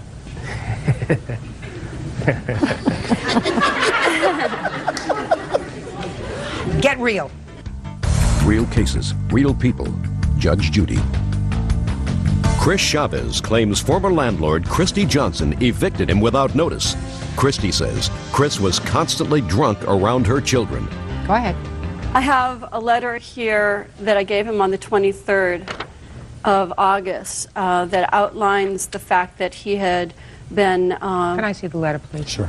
drunk in my home for several days, had not gone to work, had lied to me, had totally misrepresented himself to me. Just a second. Mm-hmm. I'm writing this note because it seems that you have a hard time talking to me, or maybe anyone, about what's going on with you. I know that you are having a hard time right now and invite you to talk to me about the big stuff in your life. Go deeper in your conversations with me. I don't want to live with someone who clams up and holds up in his room for days on end. I am concerned about you. This is not what you write to a tenant. You write to a tenant, you're leaving your garbage in the hall, your dog is pooping all over the stairway, you know, because you leave food out, there are roaches all over the place. You don't write a tenant that you don't want to live with somebody who clams up and doesn't want to talk to me. Well, Your Honor, he didn't talk to anybody for Who cares? about 6 He doesn't days. have to talk about us to a soul. Well, he lied to his boss. He told his boss that he couldn't come into work. What difference does that make to you? Well, the difference that it makes to me, Your Honor, is that he was drunk in my home, and I have 2 small children, aged 5 and 9. No. You don't say that here. Yeah. No, you don't say that here. You said, I am also concerned for my family. It is apparent to me that you have a drinking problem. We have also smelled cigarette smoke coming from your room. I have lived with drinkers, and I know the symptoms. I have been in enough bars in my life to know the smell of booze in the air. You try very hard to hide these facts, but you're not fooling me. Okay? Doesn't say that he did anything untoward towards you, did anything untoward towards your children, came home and threw up all over your living room couch. It said that you smelled alcohol on his breath and that you know the symptoms of alcoholism. Your Honor, the smell permeated the house. I also... Then you made a mistake in renting the room to him. I did make a mistake. Then what a landlord does is a landlord gives somebody 30 days notice and says, go and find yourself another room. I was afraid to let him stay in my house. Then how dare you even suggest to me that you want him to pay September's rent because he didn't give you 30 days notice? Doesn't that sound ridiculous to you? Not to me, Your Honor. Well, it sounds ridiculous to me. It probably sounds ridiculous for the other 10 million people who are going to watch this program, I think. I feared for the safety of myself and my children. It was very stressful. It was very scary. This man was drunk, and he urinated his pants and didn't know it. This man had sushi in his room for 3 days, smelled like a dead animal was coming out of his room. Okay. He was so drunk. I have receipts there that show that he, every day for 6 days, he bought a quart of Bacardi rum and Pepsi. He stayed in his room. How did you find those receipts? When I cleaned his room because he refused to take his stuff away. They were in the trash. You had an obligation to give him 30 days notice, Miss Johnson. Was half the room painted, sir? It was all painted except for the trimming, trim the edges. That's all I had to do to be finished with it. I read your papers, and I understand that you were going through a difficult personal time in your life. Yes. You were going through a separation from your wife? Yes. Your Honor, excuse me, he lied to me when he moved in. He did not tell me he was separating from his wife. He told me not true, Your he Honor. was in a roommate situation. The house was being sold and he had to leave. What difference does that make to you? Well, because it set up a lot of lies. He misrepresented himself as an upstanding young man who worked constantly, and he didn't do any of those things. And I, after doing research... You're a landlord, I found madam. many of those You're things not his wrong. companion.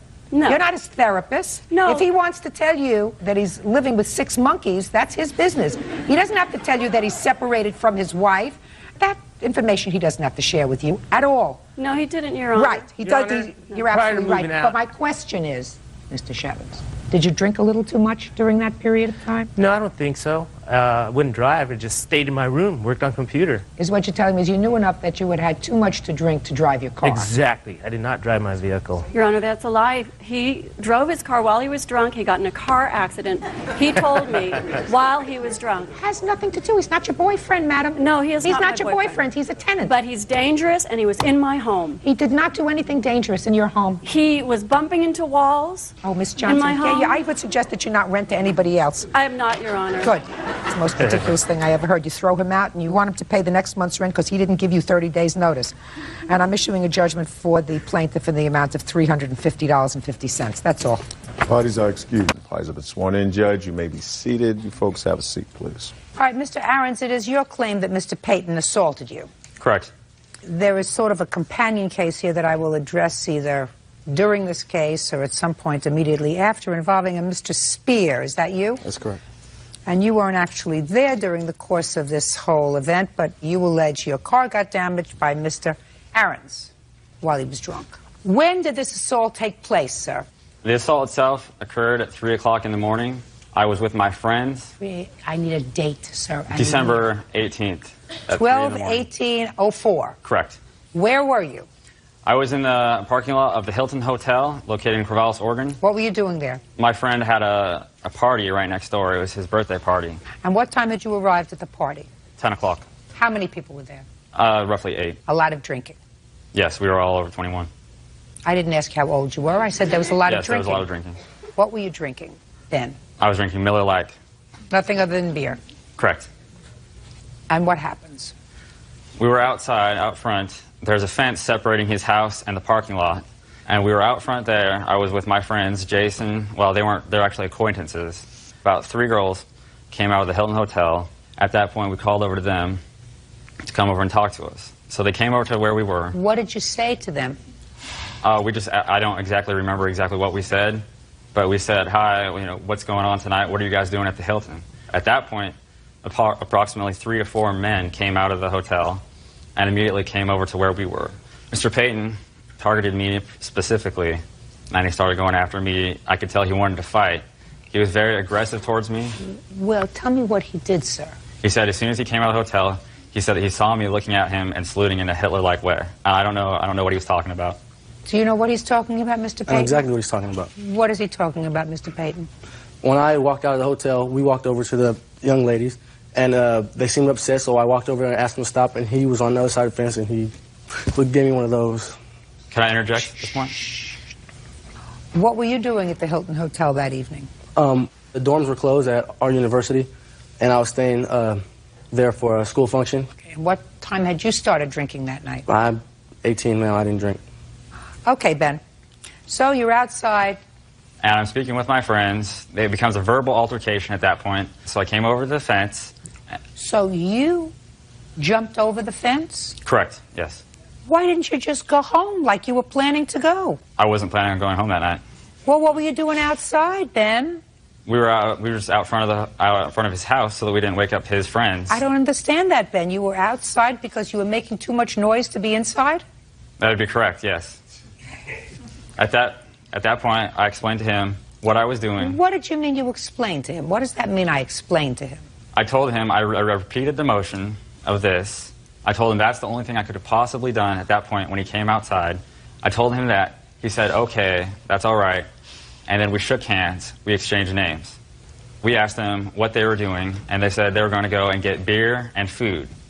So they got in their car, and they took off.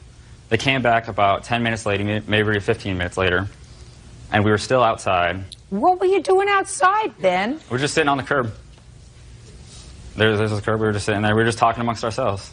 Go ahead. The 3 girls that were with them, I believe they went straight into the hotel, or Because they didn't want to talk to you anymore. I don't know if they didn't want to talk to us anymore, or if they were just They didn't back. want to talk to you anymore. They went right inside. They went inside. Go ahead. Peyton and his friends, they stayed with us out there, and we talked. And at that point, there became a verbal altercation between Mr. Peyton and one of the witnesses, Brown. And I believe it was over food. I believe he asked them if they brought him any food back. Where is Mr. Brown? Mr. Brown is unable to come. So he's not a witness. Okay. Because he's not here. Okay. So Mr. Brown, one of your friends, asked Mr. Peyton... Well, he wasn't my friend, he was my acquaintance. Your acquaintance. Correct. On your curb. Yes. Asked Mr. Peyton how come they didn't bring him back any food. Yes. You think that was because Mr. Brown maybe had a little too much to drink? Possibly, yes. Keep going. So at that point, there was a verbal altercation between him and Mr. Peyton, and I believe Jason might have gotten involved in it a little bit. At that point, I got up and I got in between them, and I pushed them aside, and then I'm not sure exactly what he did. That's about where my memory ends. Shortly after that point, it was because he had struck me to the face. I received a massive concussion. I have photos here if you'd like at this time. You can take a look at that. I fell back. I hit the concrete. I lost about 1.5 pints of blood. You can see my cheek there. It was possibly dislocated. Looked like you fell back really hard. Yes. At that point, I had a concussion. I do not remember anything from that point Good. on. Now, Brian. Yes. Let's hear it. Like you said, the young ladies did come out the... Why don't we start with the young lady? Oh, okay then. Because you weren't there. The young lady was there first. Is Can I that right? interject at this point? No. Okay. You came out at some point of the Hilton Hotel. Yes. Ben and his friends were yelling at us, and... What were they yelling? To come over and, like, what were our names, and we could tell that they were very intoxicated. And then the boys came out and were like, these guys won't leave us alone. They keep yelling at us, and they're very intoxicated. And so I believe that Brian asked them to leave us alone. Did you go out with Brian and his friends for some food? Mm-hmm. Yeah, that would be a yes. Yes. What happened when you came back? We got out of the car, and they started yelling and stuff like that, and then Ben started beating the car. And the car alarm... Whose car was it? Your car. He started beating with what? With his fists? Mm-hmm. And the car alarm was going off. All of us actually asked him numerous times to stop it, and he wouldn't. Brian went up to him to get him to stop, and Ben turned around really fast, and his fist came up, and so Brian obviously felt threatened if he was beating the car this much, and so Brian hit him, and he fell back on the ground and hit his head. Okay. The police were called? Yes. You have the police report? I have the police report. And I'd like if to there's see it, something I could please. say. The police interviewed all the witnesses. I'd like to see both police reports, and Ben, I can read. You don't have to tell me what it says. Can I just point one out thing, though, please? Yes? They interviewed all the witnesses there, and they took down their names. Her name's nowhere in the police report. Well, it may not be in the police report, but did they take down the names of the 3 girls who were... No, they did not. Well, so? I don't recognize her at all. I'm not sure who she is. They interviewed everyone who was there at the time Listen of the to incident. me. You were so blind drunk, not a question in my mind, that you wouldn't know her if she came up and bit you in the behind. You said there were 3 girls that came out. It's my job to ascertain who tells the truth and who lies. She told a very cogent story. There is no reason to say that she's lying about being one of the 3 girls that came out that night that spoke to you. Why didn't the police interview her then? I have no idea, sir. I have enough trouble figuring out why I'm here. Judge Judy continues in a moment. We were drinking, him included. He started picking a fight. I can quote him on, I can kick 2 of your guys' right now. Hands off your hips. Real cases, real people. Judge Judy. Ben Aaron says, during a night of partying, he was assaulted by college football player Brian Payton. Brian says Ben was drunk and out of control. In a separate lawsuit, Adam Spear is suing Ben Aarons for denting his car. How did you get the injuries to your hands, sir? How did you get the injuries? I didn't have any injuries on my hands. I noted that Mr. Aarons had injuries to both of his hands. He had abrasions and red marks on his fingers that were consistent with him striking something. This is the photograph of the injury to my hands. This is the dent that my hands allegedly created. That's one hand. I'll take a look at it. Absolutely. If you look in the report, it says injuries to both hands. Right. If there's injury to both hands, you would see it. The only thing that photo shows is a red strap mark from where I was strapped into the stretcher. You can see that. No. Police officer noted, sir, that there were massive dents on a car. That would be Mr. Spear's car. And the police officer said to you, did you strike that car? And you said, I don't remember. That was the answer that you gave to the police. Correct. Police also said that in addition to beer, you drank liquor. Yes. That's what you told the police. Okay, yes. You didn't remember to tell me that. I'm sorry. Police officer also noted that you and your friends were all drunk. Right? Correct. Okay, good. Could I interject with one more thing, please? I have a medical report from when I was there. They did a full body analysis on me. There's nothing in there about any injury to my hands. The only thing I could have imagined that he would have seen is I have a medical injury. Let me explain something to you, sir. You hit his car. You were drunk, and you fisted his car.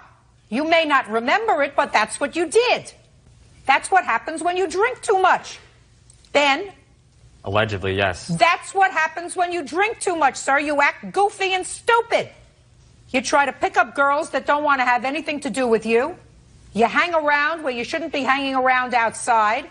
And you act goofy and stupid. And you get yourself into trouble when you drink too much. Isn't that right? Not entirely, no. Well, you were acting goofy and stupid, too, according to the police report. All of his friends were drunk. Oh, does it specify my name in there? Were you at the party? Yes, I was. And you weren't drunk? They didn't take individual I statements. didn't ask you that question, sir. I said...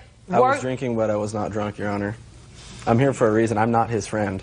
I met him that night. Good. I'm here because I can remember things. Everybody else there was too wasted. Why? She wasn't wasted. Huh? I'm talking at the party that we were there. This young lady isn't wasted, sir. And you know what? She also wasn't there at the moment of the assault. Step up. Step up. Go ahead. Kind of twisted that around a little bit. I'm not denying that he hit any car. I didn't. So let's start Okay, there. let's start there. He hit the car. I did not see him hit the car, no. Okay. So you weren't there the entire No. time? No, I was outside most of the time. I was inside for maybe 3 minutes the whole time. He was there when I actually got hit. And I was there and witnessed the assault. Let's hear it. Let's hear it? Okay. Take your hands off your hips. We were standing there having drinks. His friends and him among us had beer. They brought a case of beer. We were drinking, him included. Mr. Payton, was pretty hot-headed the whole time. The moment he came up, he started picking a fight with me and Brown, who's not here today. I can quote him on, you guys are pretty stupid. I don't want to hang out with you guys. I don't want to sit here and drink with you. I'm going back to my hotel. I can kick 2 of your guys' right now. That set me, who's pretty hot-headed, if you can't tell, and Brown off. We kind of got up in his face, and he did the same. Some words were said. That's when Ben said he came up and tried to break up the thing. He went back to the hotel for a while with the girls. We still hung out with his 2 other friends. He came back out. And Hands off your hips. all right. He came back out. Some more words were said. Ben, at the time, was sitting on the curb drinking a beer. He stood up. Ben wasn't even looking at him. We were all talking. He walked over to Ben and cheap-shotted Ben in the jaw. So after they left, instead of going back to the house, you stayed in the parking lot. You remember why? It's a place to sit. We were there already. I can just stay where I want, I believe. It's not against the law. I love it when it all comes together. Just let him talk. Right? That's what you do best. Mm-hmm. Mr. Payton. Yes. Here's your problem, sir. Your problem is the statement that you made to the police. And the sum and substance of that statement was that he was loud and obnoxious and drunk. Yes. And he kept hitting on Mr. Spears' car. Correct. And you told him to stop. And he walked away, and he came back, and he hit the car again. And then you hit him. That's basically, yes, what happened. I didn't intentionally walk to him to hit him. Like, I came back around the vehicle because I walked through the back of the vehicle towards the Hilton. Whatever. Let me tell you what you said to the police. Okay. Mr. Payton, you said to the police, I told him to knock it off. Mr. Payton said that he started to walk away twice, and each time Mr. Aarons began striking the vehicle again. Mr. Payton said that he told Mr. Aarons one last time to quit striking the vehicle, and when he failed to stop, he hit him. Yeah. I asked Mr. Payton how many times he hit Mr. Aarons, and he said twice. And that you struck him both times in the face. Yes. And you said you were shocked that he fell down because you didn't think you'd hit him that hard. Well, but he was drunk. Yeah. Now you can stand up. I'm going to hear this other case. You want to get that folder now because I don't have to hear it twice. I've just heard the facts of the case. This is Spear against Aarons. Case number 49. Very good. You have an estimate for the damage to your car? Yes, I do. May I see it, please? Would you like the court fees that's been costing you? No, just the damage to the car. Yes, ma'am.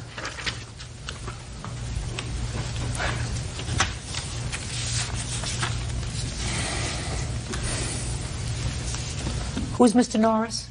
Is he a friend of yours? Yes. Okay.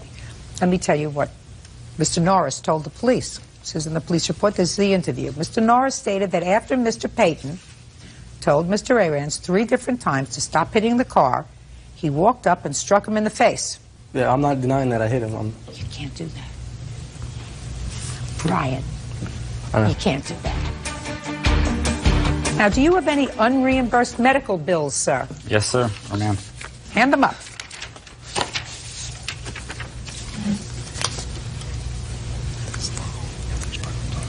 These are all unreimbursed medical bills, is that right? Correct.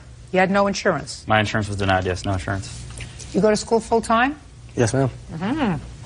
You have a job? No, ma'am. You can't hit somebody because they're damaging property. He has over $5,000 in unreimbursed medical bills. You have to take care of that. I say this to you, sir, that I think you behaved badly that night, but for the fact that this young man had no right to hit you, believe me, you would leave here today without a judgment. But the law is clear. You cannot defend somebody else's property with physical violence. So I'm awarding you your judgment of $5,000. You are entitled to that. On your claim, I'm awarding you a judgment against Mr. Arans for $1,500 so that you can fix your car. Anything you want to say to me? I have right here a list of all the instances where people were hit by OSU football players in the past several months here, and I believe that this shows that there's a lot of animosity from athletes who are out of line and out of control. This happened at 3 a.m. past curfew. Listen to me, sir. I have no particular axe to grind. I don't even like athletes. What I don't like are young people who get so drunk that they can't remember what's happened. According to the police, according to the doctor, you reeked of alcohol, you had no memory of the assault because you were drunk. Because if you had had any kind of negative vibes with them during the course of the evening, and if you were sober, I can't believe you would be stupid enough to sit in the parking lot of the hotel where they were staying, not you. That's what you keep wanting to answer me, sir, and I'm telling you, that's what happens when you're drunk and stupid. Bad things happen. That doesn't mean he had the right to assault you. It just means that your actions, your purposeful actions in consuming too much alcohol was the proximate cause of all of these events that spiraled out of control that night. And if that's the way you can consume your alcohol, I suggest to you that you don't drink anymore. This case is over. Thank you. Sản phẩm mình đang cầm trên tay đây là dòng vitamin E đỏ và mỗi hộp như thế này thì gồm có 30 viên nang. Thì với cái công dụng, cái tác dụng của dòng vitamin E đỏ mang lại đó là sẽ hỗ trợ chống oxy hóa, trẻ hóa làn da và giúp làn da của chúng ta khi mà có những ai mà có cái làn da khô ráp thì sẽ trở nên căng mịn và cái làn da sẽ được mềm mại hơn và sẽ hỗ trợ giúp cùng những cái vùng da mà bị chảy xệ thì sẽ trở nên được săn chắc và nó sẽ tái tạo cái tế bào da mới, giúp da được trắng sáng và khỏe mạnh hơn, hỗ trợ xóa các cái vấn đề như là thâm, nám, tàn nhang, các cái vấn đề như mụn trứng cá, thâm mụn và trả lại cho chúng ta một làn da láng mịn và trắng sáng một cách tự nhiên. Và đối với dòng vitamin E đỏ này thì nó sẽ còn hỗ trợ các cái tình trạng tóc rụng, khô xơ, bạc sớm, giúp tóc được dày dặn và suôn mượt tự nhiên hơn. Và những người mà nên sử dụng cái dòng vitamin E đỏ này là những người mà cần bổ sung cái lượng vitamin E, hoặc là những người có cái làn da khô, nứt nẻ hay là da bong tóc, những người muốn chống lão hóa từ bên trong, hoặc là những người mà đang muốn tăng cái khả năng như là thụ thai. Và cái cách dùng cái dòng vitamin E đỏ này thì chúng ta sẽ uống một viên trên một lần và trên một ngày vào buổi sáng, hoặc là chúng ta dùng cùng với bữa ăn trưa. Chúng ta sẽ bóc lớp vỏ, lấy cái phần vitamin E đỏ ở bên trong. Chúng ta có thể cũng là làm một cái mặt nạ cho da mặt của chúng ta đều rất là